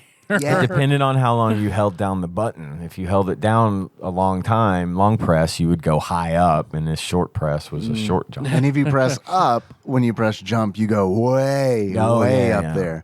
Which I would do a lot because, again, there's no block in this game. Right. So it's like the sky is my You block. just basically have to fall down with your leg extended and kick it on your way down and hope that it scores a hit because there's no visible You can't way see, to know right? There's no where it indicator, is. yeah. And then my next one is the tortoise and the Gudis. You unlock that by never running at all, Oh, man.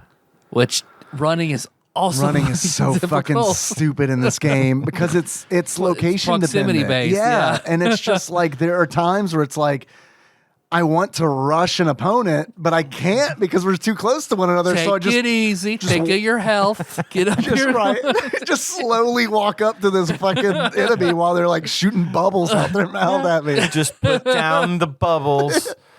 Stop shooting the lasers, Kodalar. I'm approaching you very slowly. We're all friends here. You don't want to do this, man. Think about your your kids. family. Think about Kodalar Jr. And little Kodalette. You're on the news right now. What are fucking Chewbacca's son? Who's Chewbacca's son? Itchy? Itchy. Yeah, don't forget his No, that dad, was- Lumpy. Lumpy. Well, Lumpy was the kid, and Itchy was the dad, right? I can't I don't remember. know. It's Either- one or the other. stupid either It doesn't matter because it is definitely stupid either way. I love like the riff tracks. They're like they nail it in the very beginning. They're like, this Star Wars thing is just a flash in the pan. No one will remember this years from now. I can't remember if I gave credit to the Gudis Priest achievement. That came from Gamebug Prime Nate. So thanks for that, Nate. You guys want to guess how much this game is if you were to buy Ultraman on the SNES loose? How much do you think it would be? Does having a bunch of copies of the game in a video store back in the day have anything to do with its rarity? Let me answer that question by referring to Flopsy. It was $10 for everybody from the start. Yeah, that's how much they released it for. So that's my guess, $10. Okay, all right. It's never changed in 30 years. I'll go a little higher just because I think it was maybe uncommon. I'll go $13.95. Okay, $10 and $13.95.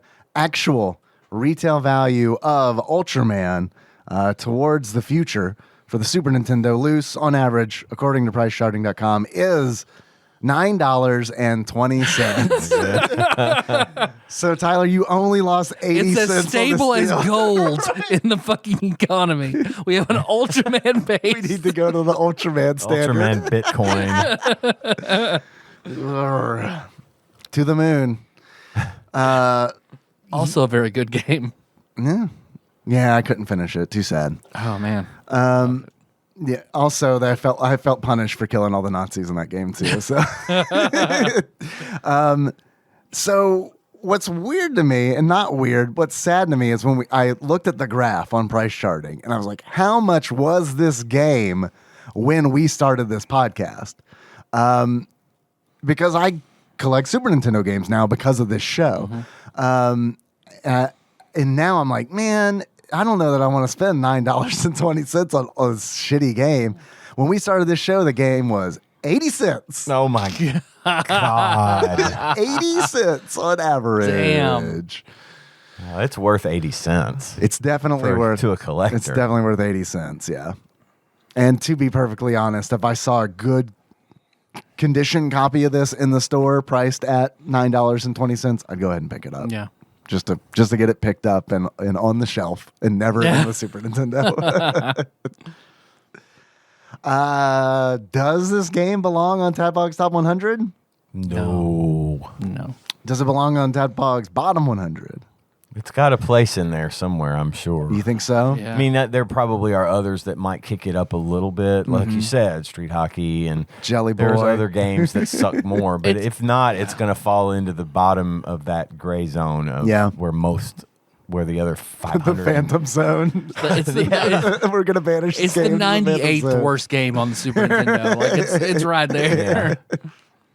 You guys curious what Flopsy has to say about the game? I was Sure. What do you think? What do you think Flopsy's star rating is for Ultraman? 2.5 stars. 2.5. 2 stars. According to Flopsy, aka the Ultimate Nintendo Should Guide be 1, but to the SNES Library 1991 through 1998 by Pat Contry, courtesy of Monster Mold Mike, they give it 1.5 stars. Oh, good. hey, okay. Yeah, 1.5 stars. Good for them. Yeah, for real.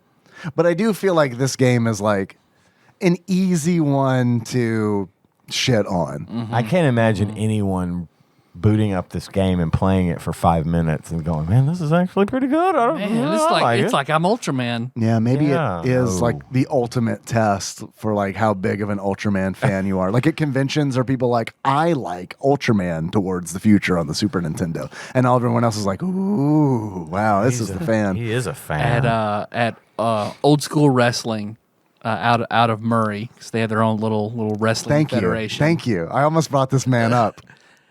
A guy I went to high school with, his wrestling name is the Ultraman.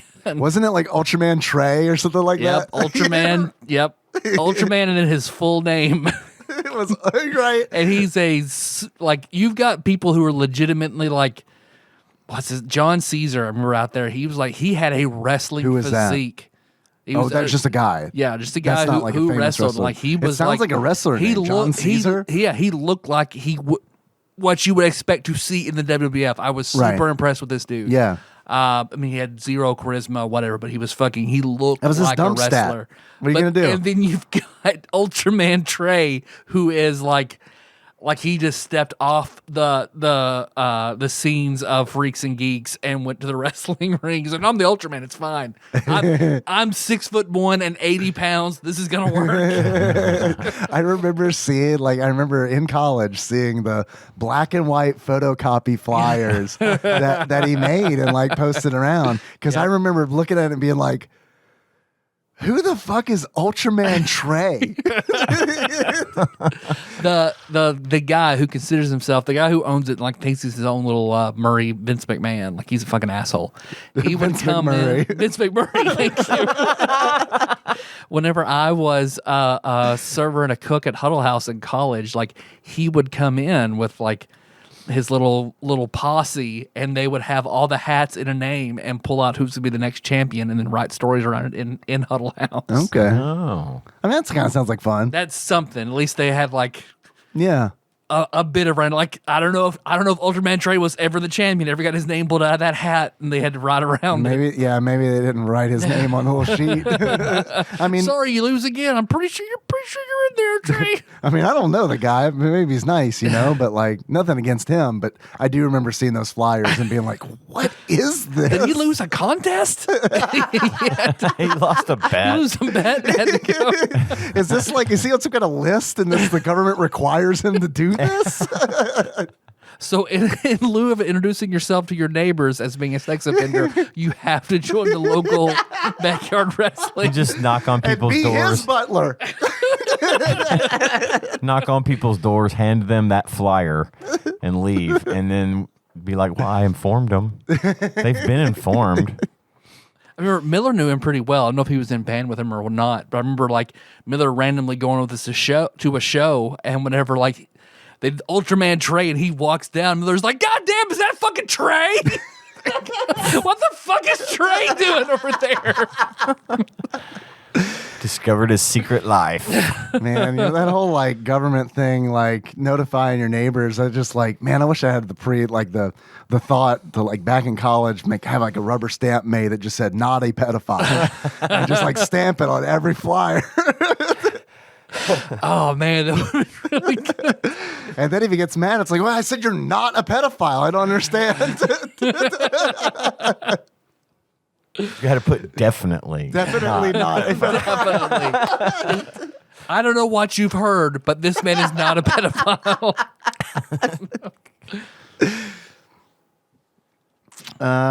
Tyler. Yes, Dave.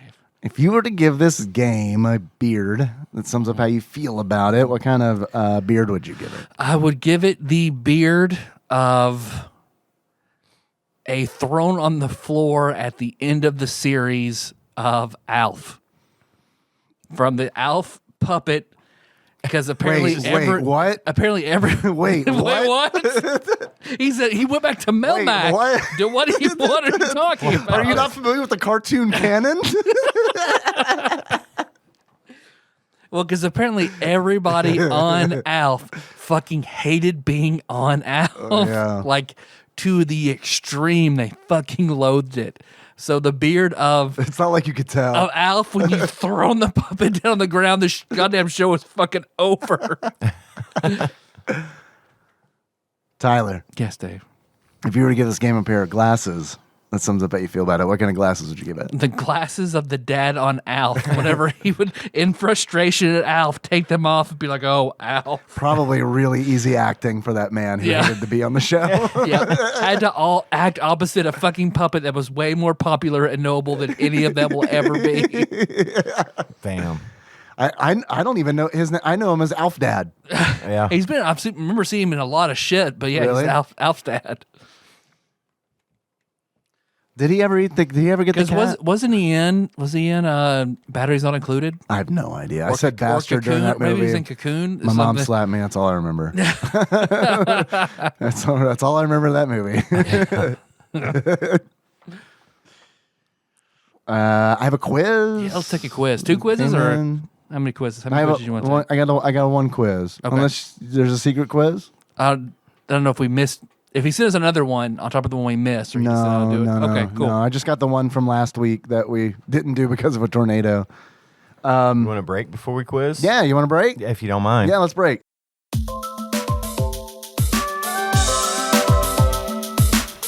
Welcome to the TADPOG Piss Break Experience.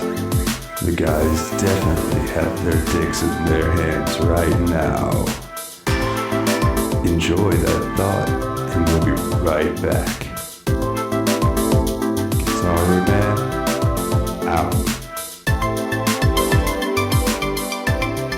We're back. Break over. This break brought to you by Piss drinkers.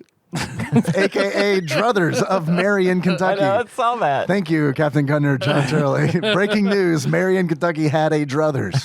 I did not know I saw that. that text he sent.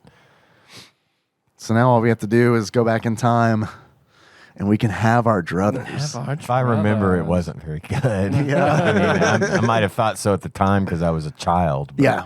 I don't think it was very Anything good. that's not a hot dog wrapped in white bread is a It's a treat. treat. Any place that has Norman Rockwell paintings. That is true. Fancy. That is true. Fancy. There was probably a Druthers not far from that trailer park. What was your most dreaded childhood food that like you would have to eat that you got like regularly that you hated? Well, I wouldn't say regularly, but my mother was a really good cook, and she made dinner every night. I liked pretty much everything she made, but every so often she would serve Brussels sprouts. Oh, man, I love Brussels. And I can't eat them. They give me that gag reflex, like drinking Windex or something. Yeah. And Or something. Cum. I'm gonna isolate that. Nothing gets my gag reflex going like cum. Yeah, I just want to isolate that, and that's our new theme song. Instead of "Moves" by Sycamore Drive, it's literally just Ian going, "Come." Cum. So that was yeah, but I was pretty easy as a kid. I wasn't terribly picky. Oh, I was. Yeah, that was picky. I was forced to not be, though. You know, it's like it was clean your plate or else type of situation. And so when she served Brussels sprouts, I would always have to try to gag one down just to satisfy that requirement. But That was black eyed peas for me. God, I love those. I like them okay now. You know, now that Fergie's in there, but it's like, but like as a Applebee app. It's, man, as a kid, it was as a kid though, man, like black eyed peas were always just like, fuck, no, because my dad was also like, not necessarily clean your plate, but like, try it. And it's like, I hate this shit. What do you mean try it? I already know. I've tried it once. I didn't like it then. It was last week, Dad. My taste hasn't changed that much. And then they used to always do, like, my dad's superstitious. So, like, they would always do the New Year's We do that too. thing We still where do it's- that every year. And like they still do, my parents do, and like I've been forced to do it as a child for so many years that it's just like I'm ordering a pizza. I never Fuck this shit. I never knew about that tradition. The one that you speak of is, at least for us, is there's the three components of a New Year's dinner. The meal you eat on New Year's Day Right. is, for us, it's sausage, sauerkraut, and black-eyed peas. Yeah. oh. The sausage is for health, ironically. Mm-hmm. The black-eyed peas are for good luck. And the sauerkraut symbolizes money. See, for us it was cabbage. Cabbage Yeah. was money, and Cabbage was money. black-eyed peas were change. So cash and change. Oh, okay. Black eyed peas were luck for us, but then instead of sausage we would have ham. But that was also for health. So I don't know. But yeah, we still do that every year because that's like one of my favorite fucking meals. I love that. If you love it, then combination. great. Yeah, it works But out for me. Holy shit! As a kid, it was just like Yeah, because I I could don't see like that. cabbage, sauerkraut. Well, sauerkraut the is older cabbage, I isn't need it? to make a post on Facebook because the older I get, the more I fucking love cabbage and everything about cabbage. Isn't cabbage and isn't sauerkraut Oh, cabbage? man. Sauerkraut, That's been like- kimchi, fried Okay. cabbage, fucking cabbage and egg rolls. I like cabbage and egg rolls, but like Man. just fucking cabbage. I don't like that as like just a thing where it's like here's your cabbage. Well, plus I it's love, also stir-fried cabbage with like red pepper flakes in it and honey. That's also sounds like it would be okay. This was literally Boiled cabbage. cabbage. well, and that's what I was gonna say. Here's like, your the- borscht and your cabbage. The precursor to boiled cabbage is your fucking entire house stinks Oh, yeah. of boiled cabbage, and that's not. And then your dad's farts you're like- stink for the rest of the fucking night because Here, of the eat this- boiled cabbage. Eat this stinky food. Just try it. You'll love it. Man, we used to like my dad like loves the collard greens. Oh, yeah. Like any kind of greens, Geshel greens, big chocobo. This guy.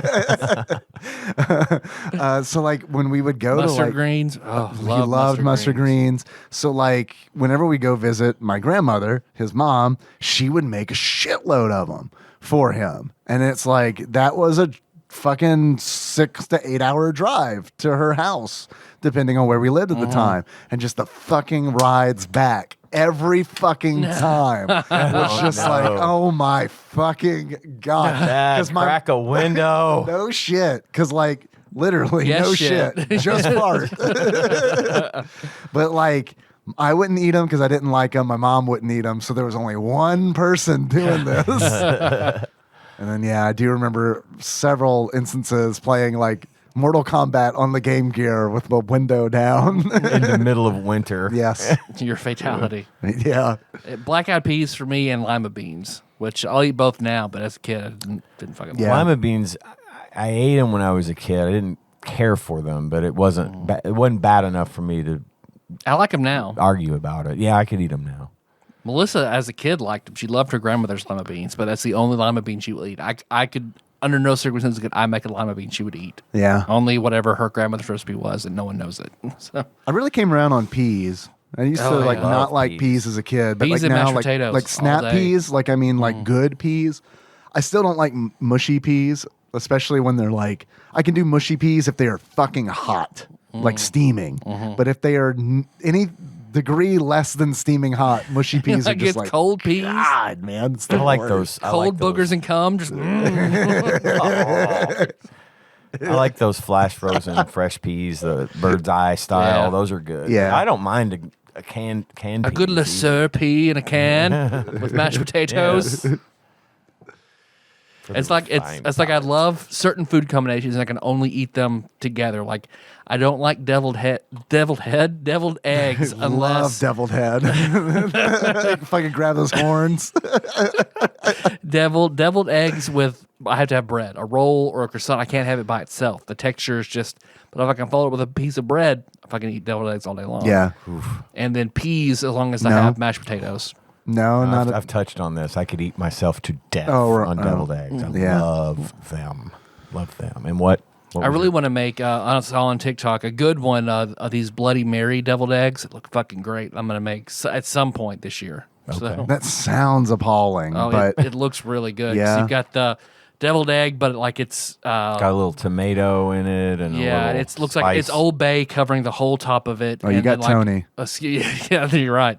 And then like a skewer of like pickle and okra and something else in it. And it looks like yeah, I'm going to make those. Sweet. I'm more of a mimosa than a Bloody Mary. Anytime there was like a mimosa deviled egg. I've only had one. I only had one Bloody Mary my whole life, and I did not enjoy it. But it got the job done when Josh and I did those Bloody Beasts in Atlanta. but those are like, the fucking those are like the a Big gallon Macs of Bloody Mary Marys. yeah, I with mean, a fucking steak on it. yeah, anytime there was like a brunch, because like when I was in Lexington, there were like a few brunches that I had to go to like for work. Yeah. And it was a weird work situation where it's like, this is a work function where we're just really going to drink. And it's like, okay, I'd rather stay at home and do that, but whatever. And I would always go for the mimosas instead of the Bloody Marys. You ever have a Jaeger lunch at your job there? No. Ready to do never your did. new one. Yeah, that You one. guys will start a new office tradition. New tradition. Hi, I'm new here. I'd like to throw this out on the table. How about Jaeger lunch every Friday? Oh, every Friday. You know how, like, at the end of the day, it's pretty much just me and one of you in the building, and I scare the shit out of you because you're like, oh, yeah, a man works here now. And I'm like, I'm scared because I don't know how to set the alarm. So I'm like wandering the hallways, desperately trying to find somebody. And it's like I find somebody, I knock on the door, and they're like, ah! Let's do that again, but this time we're both drunk. I would think that would take the tension level down, way down. Man, I scare so many people unintentionally. I fucking hate it because it's like, and I also don't want to be super loud to let people know that I'm there because then that's also like, hey! That's also like disconcerting. So. I'm coming. I'm not creepy. Not a pedophile.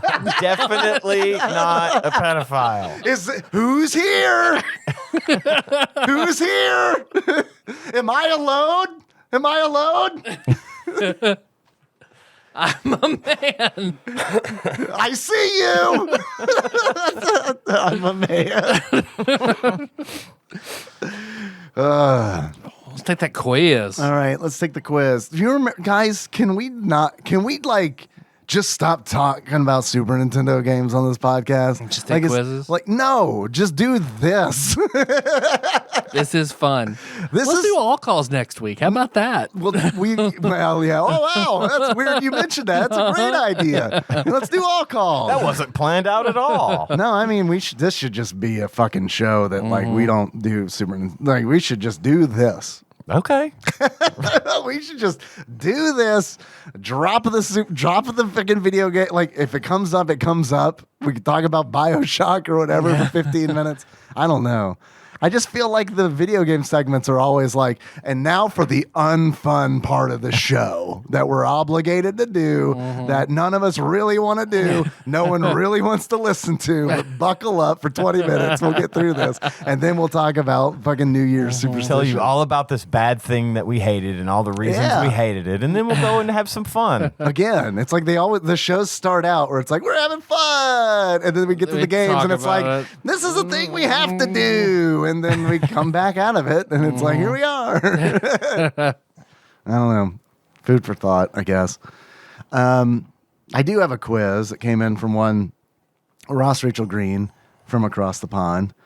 It came in a week ago, entitled, "And Now We Are All Sick. Thanks, Kid." Does that sound familiar? Have we done this? Oh, is that where his son came back with COVID? Well, Ross begins. Potentially a second time. I can't remember if I've read this or not. Okay. Well, it was going to happen, wasn't it? We all got the dreaded lurgy, cooties from the smallest one in the house. He's got a few more days of isolation left, so it's probably fine to send him our grocery shopping for us. I am stuck in Like a British urchin. Going, a fine goose for my parents, sir. Be gone, gutter snipe. I am stuck in until the 17th. Ross is nodding. He's stuck in until the 17th, which will be a few more days after this goes live. Unless there's like a tornado or something, in which case that's already happened. So at least I have the weekend before going back to work, though I'll be bored shitless by then.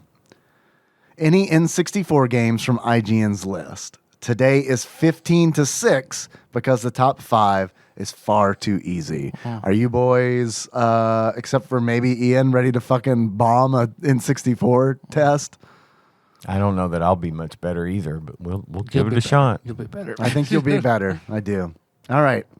Ross, I hope things, I hope everyone's fine and out of isolation and not sick. First question. Oh. Also, Ross says, also, announce the game, Dave. I don't know what that means, but we'll get to that. We'll get to that. First question. This game really defined first-person shooters for a console and is regarded as one of the best movie tie-in games of all time. GoldenEye. GoldenEye, but that's not in the top 10? 15 through 6? Maybe it's 6. All right. GoldenEye, for sure. Locking it in. It is GoldenEye 007. Next question. This is the third in its series of Palm fucking minigame collections. Mario Party 3. Yep.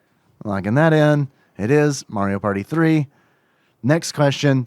This sequel is an odd mix of 2D and 3D, RTS and RPG, story and exploration, and gameplay that puts more weight on the planning phase than the actual battle itself. ActRaiser 64. It'd be pretty good, though. That would be pretty good. See, I was going to say either Kirby or Yoshi because they were, 2.5D. 2.5D, yeah. But there's not like a planning phase in either of those games. I don't know.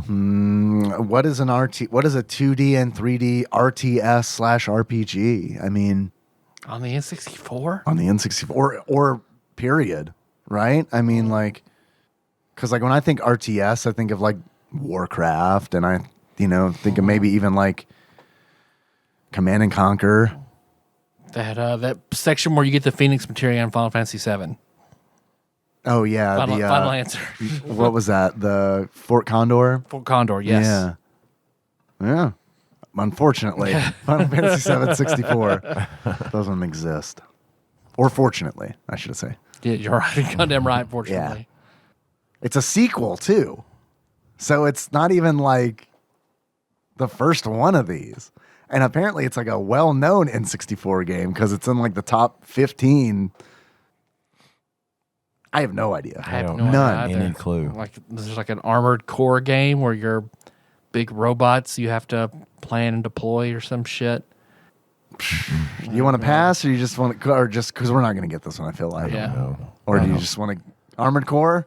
Armored Core 2. Armored Core 2, locking it in. It is Ogre Battle 64, Person of Lordly Caliber. I had no idea there was an Ogre Battle for N64. I did, but I haven't played it, so I don't think about it. I've heard a few podcasts about it, and it's real mixed, which is why I'm kind of surprised that it's in this list, because I have heard really bad things about that game.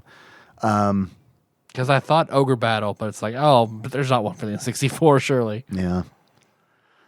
Next question. This game is essentially a reskin of a popular PS1 sports game with Nintendo characters.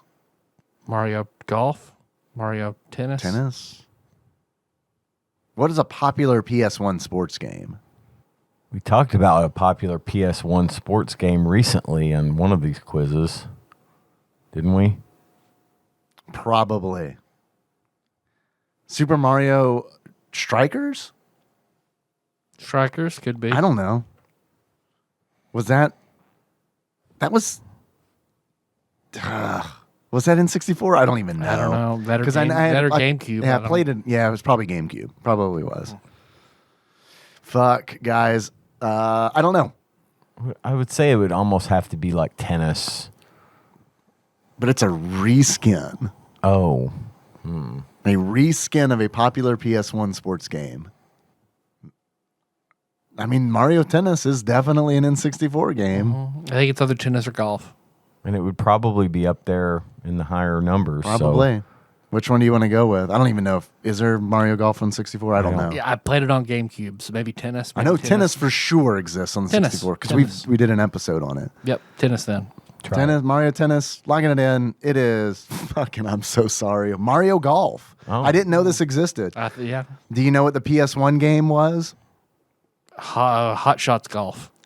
I think it is because it's Everybody's Golf, which I think is isn't that like a rebrand of Hot Shots Golf or vice versa? Paul Korn knows. I don't know. He'll let us know.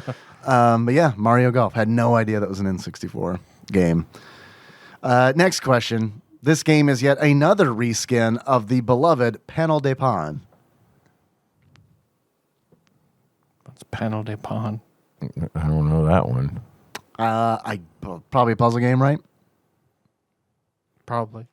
We've definitely mentioned it on the show, but I don't care enough to commit it to memory. So, what was there? Tetris 64? You got Tetris 3 on Did the that N64. exist? I don't know. Man, I don't know. Clacks. Sure. Quest 64. I don't know. Diddy Kong's Racing. That'll be in there.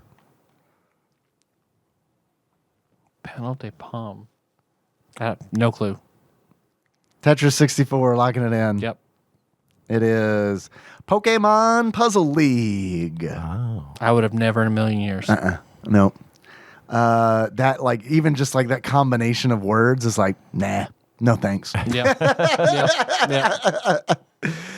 Next question. This game featured a vehicle that was hidden in the game for 6 months to coincide with a movie released and was unlocked by a code. Herbie Fully Loaded. That's a pretty good guess. Only other thing I can think of is, when did the Italian Job come out? That was post N64, right? Because that, like, the Mini Coopers were all like a big deal in that movie. Yeah, the right? modern. There was an old version of that movie. Sure, right. But yeah, that was like that super, was like 60s, wasn't it? Yeah. But yeah, that was like 2000s. Oh, I know what this is. I think I do. I think I know what this is. That Volkswagen Racing. No. This is a Star Wars game. Because remember, like, there was this thing about, like, because this is around the time of Phantom Menace. Is this the pod racing game? No. I don't think it's a pod racing game. I think this was like a space combat Star Wars game that had like one of the fucking Had Herbie Fully Loaded in it. Herbie Fully Loaded. Going Air through Bud was space. piloting a Herbie Fully Loaded. Yeah, it's that. Darth Vader and Herbie. It's fucking great. It's a fucking great clip. I won't buy the premium video, but it gets me there, just the clip. No, it had one of, like, I guess one of the Phantom Menace fighters in the game, but I don't think they released the code for it until after the movie released. Oh, okay. So, but I don't know the name of the game. God, the only one I think of is the pod racing one, but I know that's not it. There was a Rogue Squadron, right? Shadows of the Maybe Empire? it's Rogue I don't think it's Squadron. Shadows of the Empire, because that Rogue was Squadron is probably a good guess. because we did that one for the show, didn't we? We did. That would be, I think Rogue Squadron. And you were would track. Kmart Han Solo running through. Yeah, shit. Dash Rendar and Shadows of the Empire. Yeah. Rogue Squadron was like mostly like dogfighting and third person. Yeah, Rogue Squadron. Rogue Squadron, locking it in. It is Star Wars Rogue Squadron. Nice. Fucking Good job. Lord. I only knew that because of Star Wars trivia. Like, otherwise, Terra Kasai, that's the thing, right? Did you, Terra- it is. I did you rented punch that. ships? You ready to talk about that game unenthusiastically for 20 minutes? I am. And then we could do good shit. They canonized that in the Solo movie. At the Oh, end did they? of it. The Spoilers. woman, one of the characters at the end, is she is a master of Terraskasi, and it's like they brought that in. I laughed when I that did was too. I was mentioned just in like, the theater. Yeah. What? Who knows what? I do, but who else knows this? Do you guys remember when Han Solo fist fought Darth Vader? I do.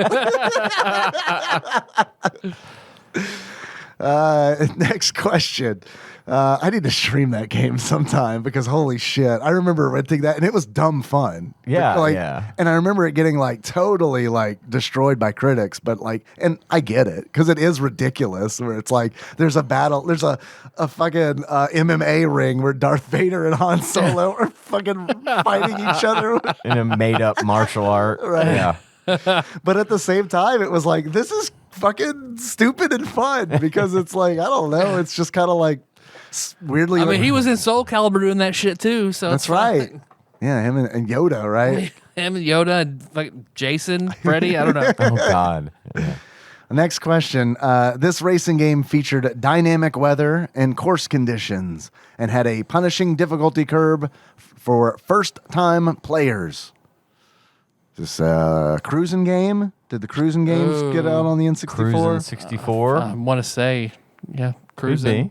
Cruising USA or some shit. or I 64 think or it'd be World? Cruising 64. I think I remember that being a thing, but I'm not. I'm not certain. But that Sounds sounds good like to a me. good guess because cruising's always had the weather Yeah. effects. And I don't stuff. really recall a lot of like famous racing games on the N64 outside of, Mario Mario Kart Kart, and yeah. Diddy Kong's Racing. Cruising? Cruising. Sure. Cruising, locking it in. It is Wave Race 64. Oh. Yeah, forgot about it. Fucking waiver. I've never was a played it, hu- but That was a heard of good it. game. I liked it, Yeah. but it was very hard. Is to it like jet play. ski? Yeah, Like race? Yeah. Yeah, I played that. Josh and I played that a lot. Next question. This strange party game was unlike anything that came before it and has become so popular there are multiple sequels and clones. You don't know Jack? Maybe. Did that come out on the 64? I remember playing it on the PC in I don't that know. era. I Played don't it on know. the PC too. Cookie Masterson. Fuck yeah. Licorice breastbones. Strange party game. I can name one party game. I can name 3 party games from the N64, and they all start with Was it another Mario. Mario Kart? Another Mario Party game? Mario Party 2. Man, this one's...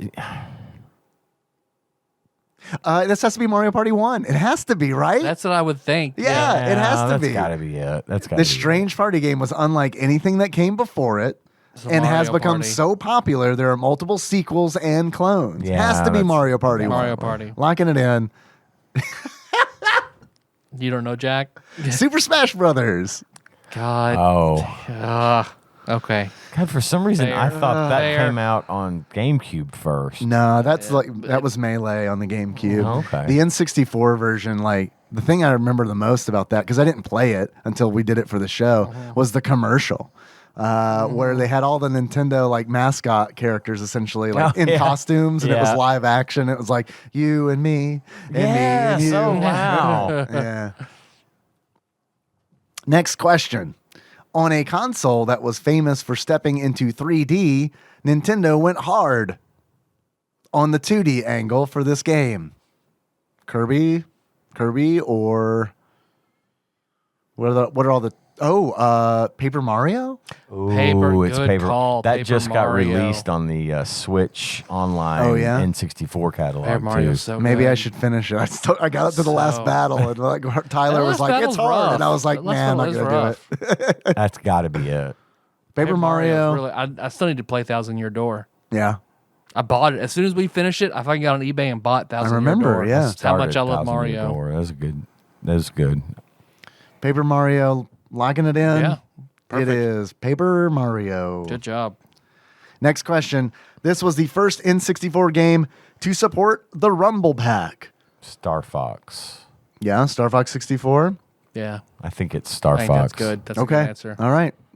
Locking it in. It is Star Fox 64. Nice. Well done, Ian. Next question. The top 5 are Perfect Dark, Banjo-Kazooie, Majora's Mask. Every one of these I read, I'm like, ugh. Mario 64. Okay, I like that one. And Ocarina. Too obvious. And then I don't know. I'm supposed to answer. I don't know what the answer is. Too obvious? Yeah. Yeah. Yeah. All right. Yes, we agree. Choose the answer. The only option is penis. All right. Thanks, Ross. Next question. Fuck, marry, kill.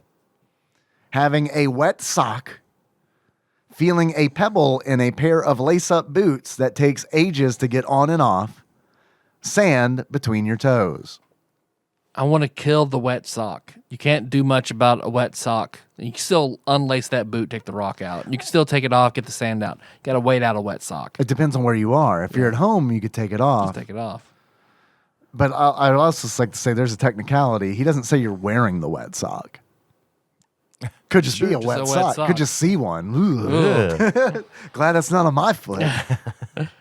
Kill wet sock. Marry the rock in the shoe and fuck the sand in between my toes. Fuck that sand. I'm killing the wet sock, but I'm marrying sand between the toes because he doesn't say you have shoes on at the time. Then you could use that as toe sand. I don't mind sand between my toes. Not really. I really don't. Like I honestly I I don't feel like it's the least offensive of the three. because it's like even when I'm wearing shoes because it's like I remember when we lived in Florida, we lived a block away from the beach, and I feel like I constantly had sand everywhere. Yeah. Maybe I just got used to it, hate and it was sand. like it's everywhere. It gets So I probably am going to marry that. Yeah. I do hate having a pebble in my lace-up boots, which I don't own. I don't own a pair of boots. I have a couple, and that is kind of a bitch. Yeah. But I still would prefer that. Like he said, you could get rid of that pebble. You can Right. get that off of there. But that, A lot that easier wet than a sock, wet sock. assuming you're wearing it, you just got to squish around on it. and it Wet socks sucks. they're the fucking worst. Wet socks, I hate wet socks. Yeah. And it's like, that is the thing. That is like definitely a household trigger for me. Like if Henry spills something on the floor, like water or something, and doesn't clean it up, and I step in like a puddle and a sock, it's like, what the fuck? All right. Next question. Fuck, marry, kill. The smell of fresh cut grass, the smell after a rainstorm on a hot day, the smell of fresh ground coffee. Ooh. Coffee, rain, and then Cut grass. Mm-hmm. So I'm gonna, marry coffee, fuck rain, and kill grass. I'm going to marry coffee, fuck the grass, and kill the rain. I like them all, but I like the smell of fresh cut grass more. I'm going to kill the rain too. And it's mainly because while I do like the smell, it rarely feels good here. Yeah, like it's the humid. Yeah, it's Yeah. all, it's, yeah. You can't get past that enough to enjoy the Right. smell. And then there's also like, it's always like undercut by like the smell of dead earthworms too. Yeah, Like yeah. there's that element to it. So at least in that one, there's a little bit bad. So it's easy for me to kill it. But like coffee, I love the smell of like coffee more than I actually like the taste of coffee. Even as a kid, when I hated the taste of coffee, I still loved the smell. Oh man, the smell is so good. It's like tobacco. Fresh Yeah. tobacco smells really, really good Yeah. when it's dry, but it stinks when it's burning. I mean, I don't like the smell of it when it's I like it burning. when it's burning, but I know that the majority of people think it stinks. I just don't like the smell of it when it's been like baked into somebody's coat for 3 days. That's me. That's me. That all was the me time. too. And Yeah. I used to fucking like, I remember when I quit, and I remember it not bothering me until I quit. And then I quit and I was like, fucking my clothes fucking smell Yeah. so bad. What the fuck? Yep.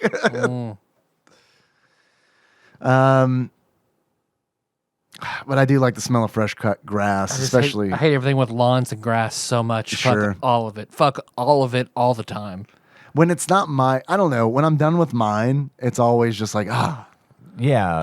I'm glad. Look out over the work you've accomplished. Yeah. and, yeah. Even when it's someone else's, and I'm like, I didn't have to do that work. No, it smells good. That's why another reason I love winter so much is like Fucking yes. Fucking yes.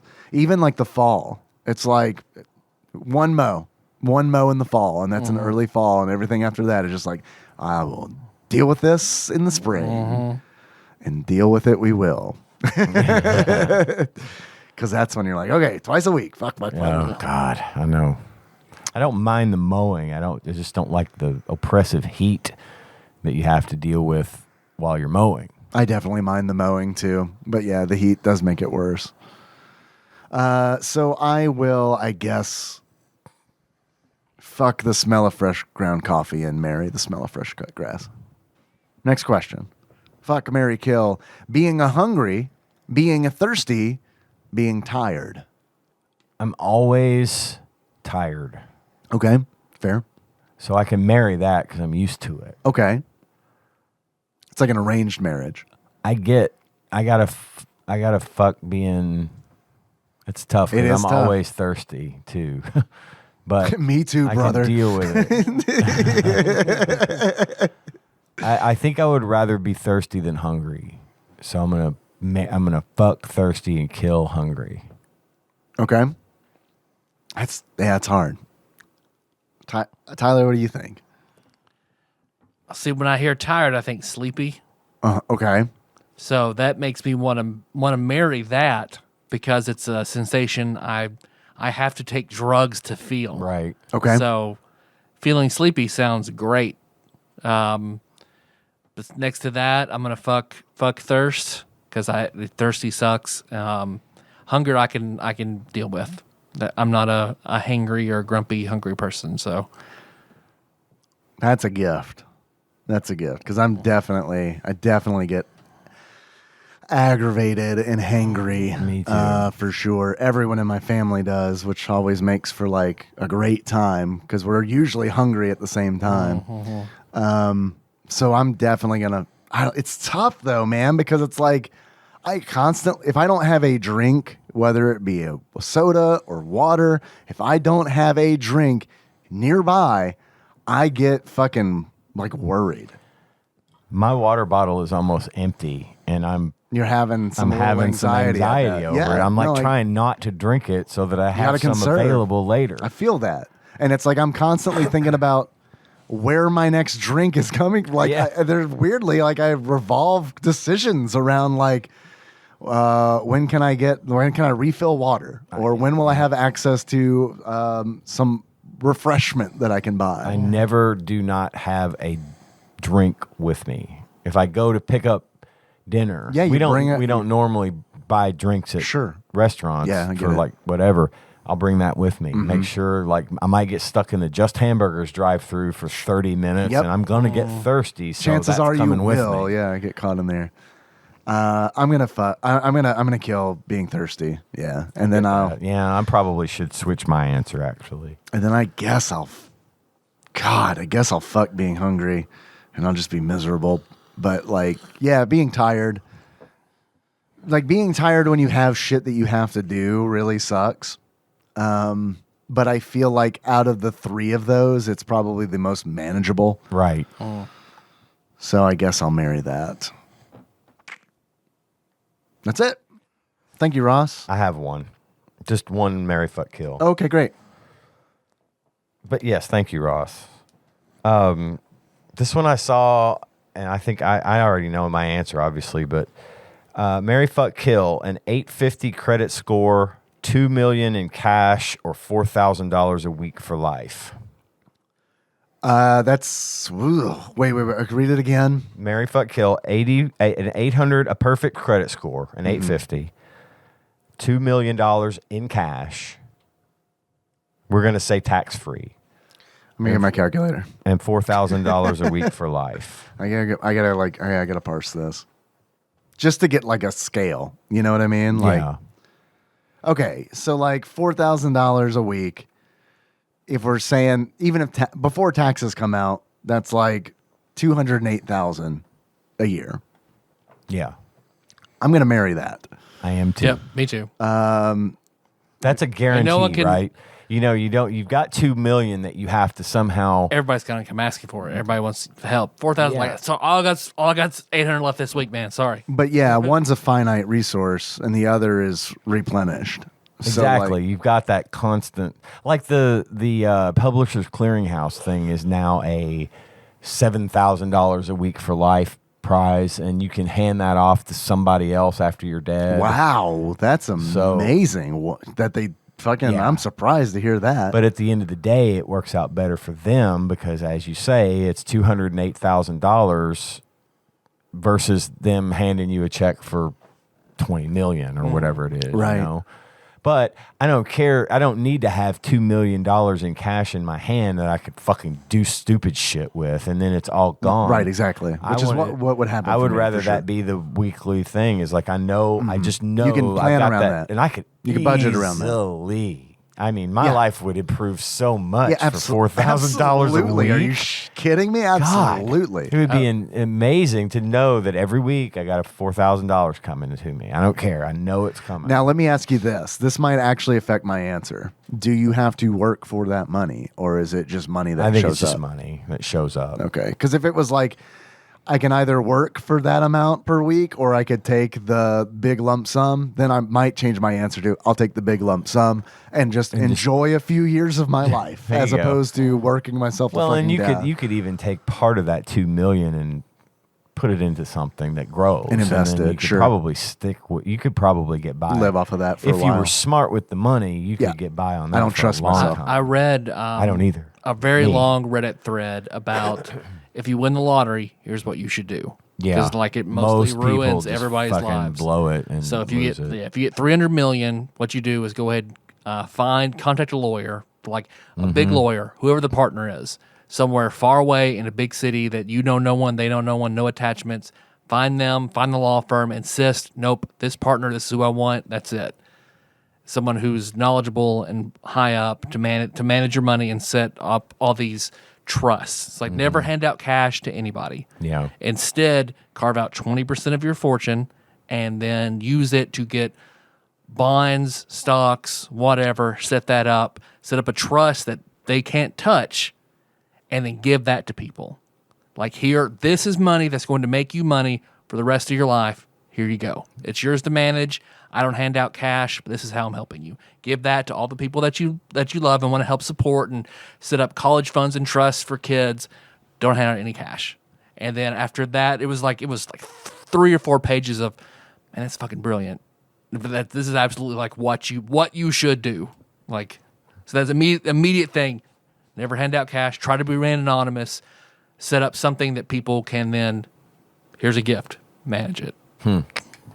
There's one of those shows on like HGTV or whatever where this super flamboyant dude like helps people buy houses after they win the lottery, and I fucking hate it because it's just like the worst thing you could do.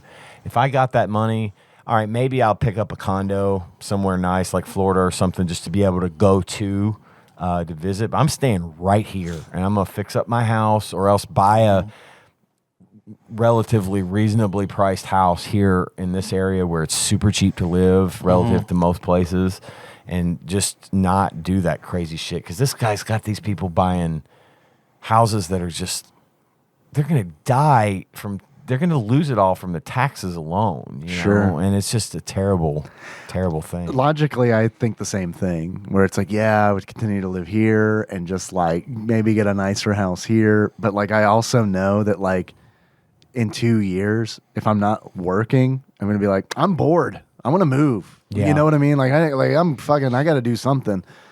And I think that I would probably not stick to that plan, because I honestly think it'd just be like, fuck, I gotta like do something, you know. Well, but if you go the $4,000 a week route, you're gonna be able to afford to do that.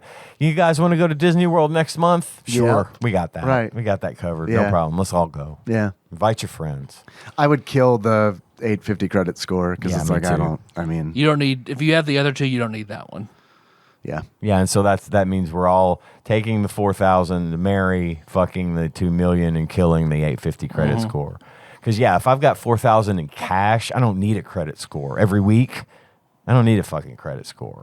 I could take half that every week and save it and go buy a new car after a short period of time. Yeah, because I saw a TikTok about where Shaq was talking about how he got his first like endorsement deal. They cut him a check for $1 million. He was like, I went then. I'd always wanted a black on black Benz. It was amazing. I went that day. I got that check. I went and I bought brand new, fully loaded black on black Benz. Drove it home. Drove it to my parents' house. Pull up in the driveway. My dad's like, "Where's mine?" It's like, "Yeah, this is the man who raised me. He loves me. I love him. All right." Went bought a second black on black Benz, brand new, fully loaded for him. We get back. By the time my mom's off work, she's like, "You guys got these? Where's mine?" So we went back out, got a third black on black, fully loaded Benz. Got home. My manager called me and was like, "Shaq, what the fuck are you doing? Like, this is why almost everyone who retires from the NBA, they're all fucking broke. I'm not gonna let you do this." It reminds me of my favorite children's story. If you give an O'Neill a black on black Mercedes Benz. Well, I think that's now why he's like a majority stakeholder in Papa John's. We were talking, Tanya and I were talking about him last night, and he endorses fucking everything. There's he does Epson printers now, and Papa John's, and the General Insurance, and I mean he is diversified. The General, man. Sorry, I know you don't take it seriously. I remember as a kid, money. He had so many wrecks. That was the only people that would insure him. So now he's their spokesman. Yep. Well, and it's funny because we were just talking about him last night and thinking, out of most of the guys in the NBA that get rich, they fucking squander it and they blow it and they don't have anything to show for it in 10 years. And he has done the opposite, because you have got to be liquid as fuck to open up a Papa John's franchise. Like you have to have the money up front, and then you have to have at least $1 million in liquid assets to be able to throw at it should the need arise. And he's got like 7 or 8 restaurants. I watched that, and the one opening Chick-fil-A is even more. Like, oh yeah, there's- that I looked into a Dunkin' Donuts once just for the hell of it. It's just like that there too. Yep. You got to really have money, but yeah, he's everywhere and he's done it right. I mean, that dude is fine now. Because what he had, there's another thing, him talking about how he'd gotten a huge deal with like Adidas or something like that, and he has these shoes, and he's out at a store at a Foot Locker, and he's talking. A woman comes up and is shopping for shoes, and he's like, "Hey, do you like these?" She's like, "What, are these yours?" And she got pissed off at him. She's like, "Why don't you put your face on an affordable shoe for all of us? You know, my son's gonna want that. I can't afford that for him. Why would you do that?" And he was like, "That affected me. I went home and I gave the money back to Adidas and said, I'm out. And I started my own shoe line that I sell at Walmart." Yep. Henry's on a pair of Shaq shoes. That's awesome. And I didn't even know it was a thing until like he came home. I was like, there are Shaq shoes?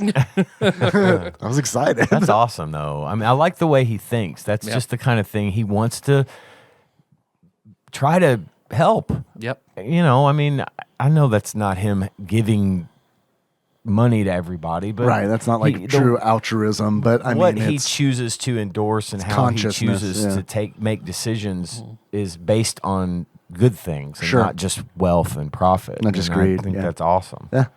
I like that guy a lot. good image too. Yeah, it really is. In a time where that is few and far between. Mm-hmm. We got anything else? Do you want to know what we're going to play next time? I know next week we're going to do all calls, but Let's do it next week. okay. We might forget.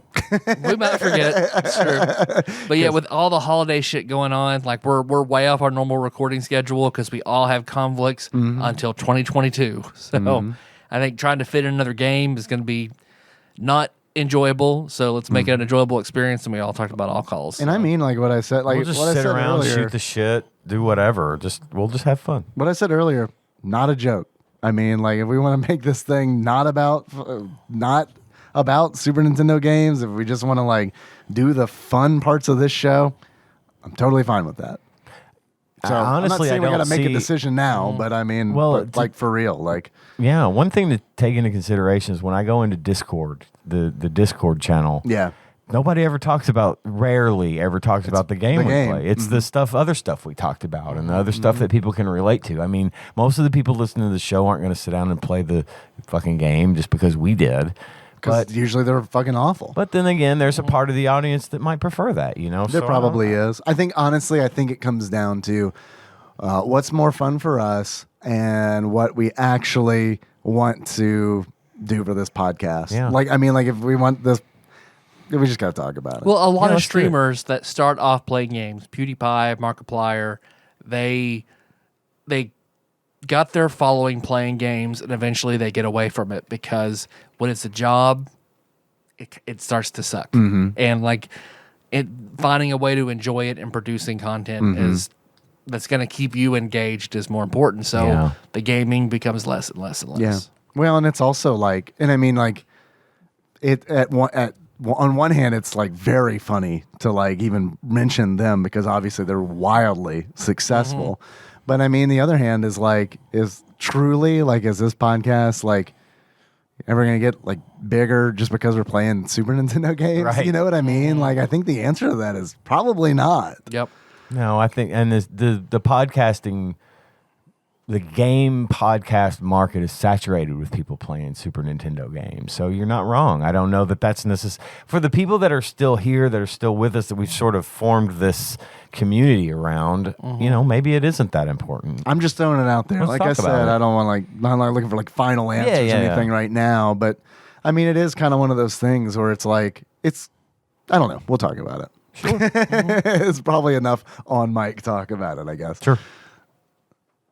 So for the Discord to pick up and discuss that we can then like, well, somebody about that over there. Okay, yeah. What? Did you sing Black Betty? Man, you can get on your Discord over here, man. See what I talk about that. Bam, bam.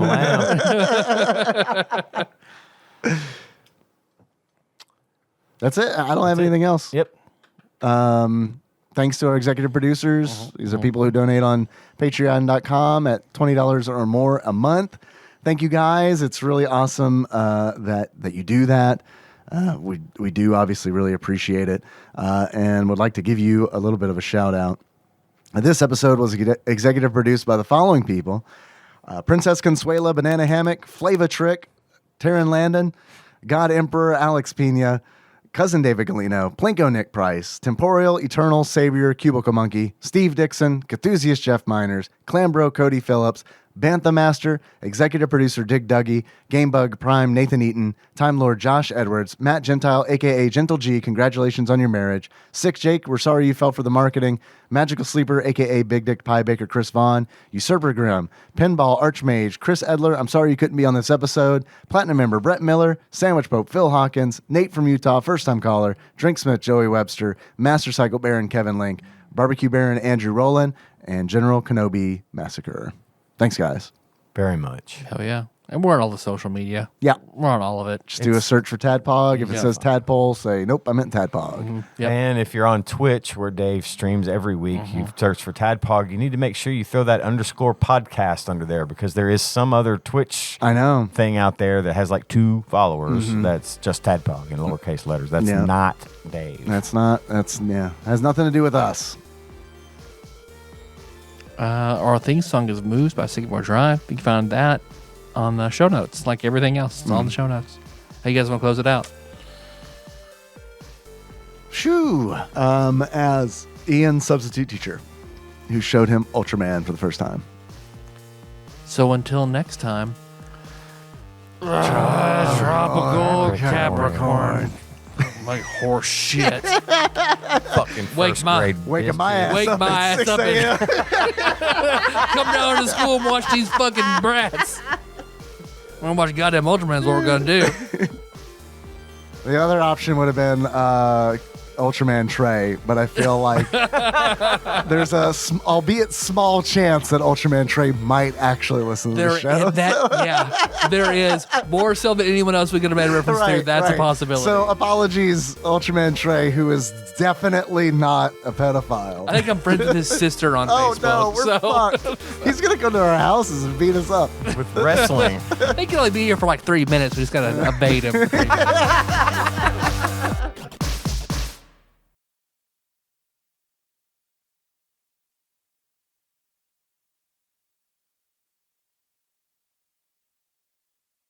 So how mad was Nicole when we won that game last night by luck?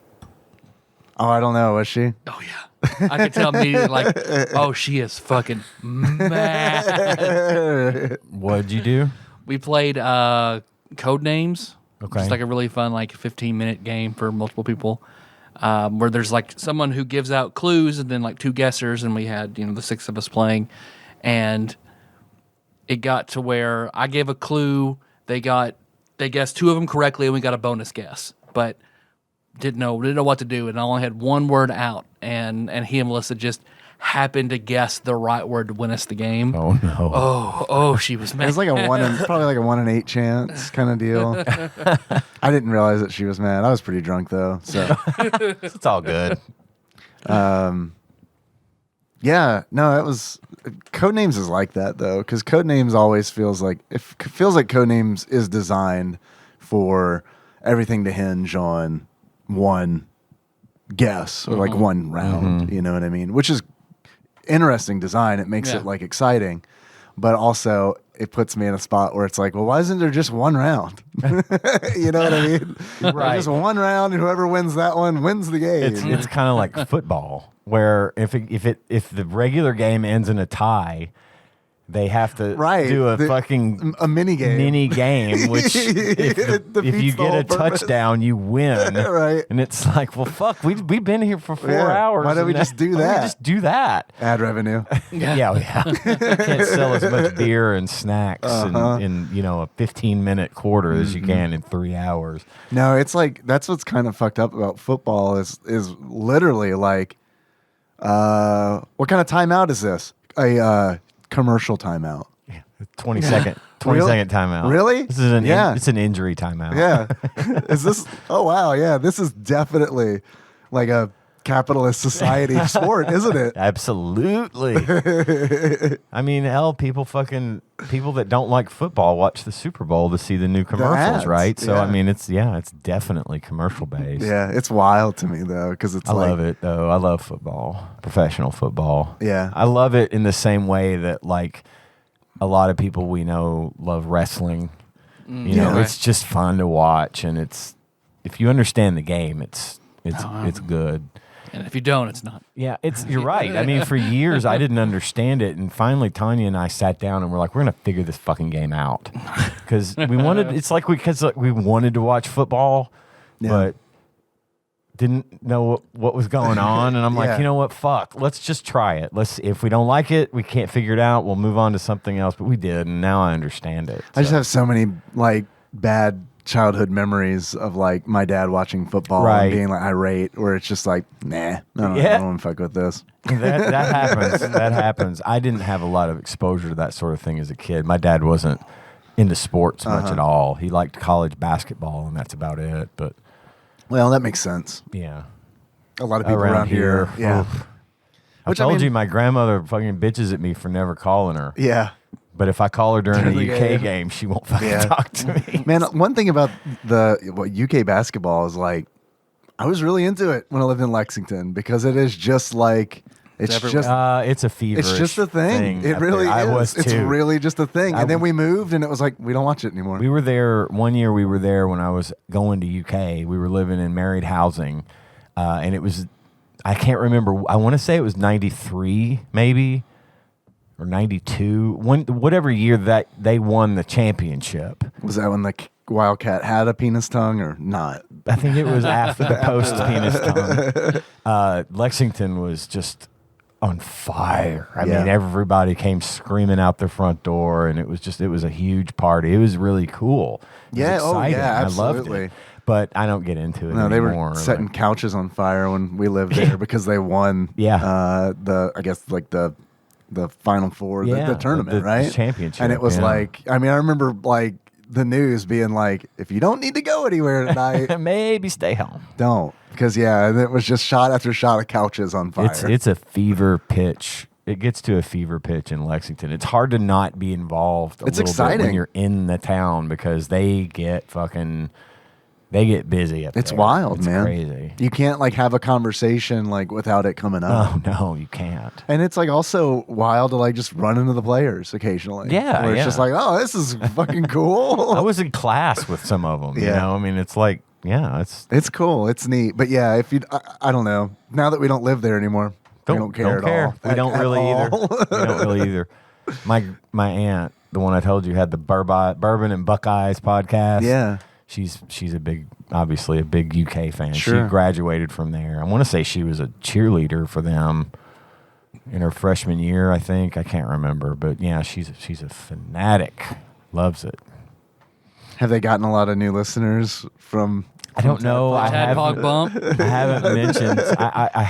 I talked to her the other day and I forgot to ask, but I need to ask her if she got like just a sudden uptick in Did you notice listens. 3 more listens per month? That was weird. We usually have like 12 listeners. We had like 15. It's crazy. Well, you look at that percentage wise, that's pretty good. That is a True. big percentage. It's pretty bump, good. Yeah.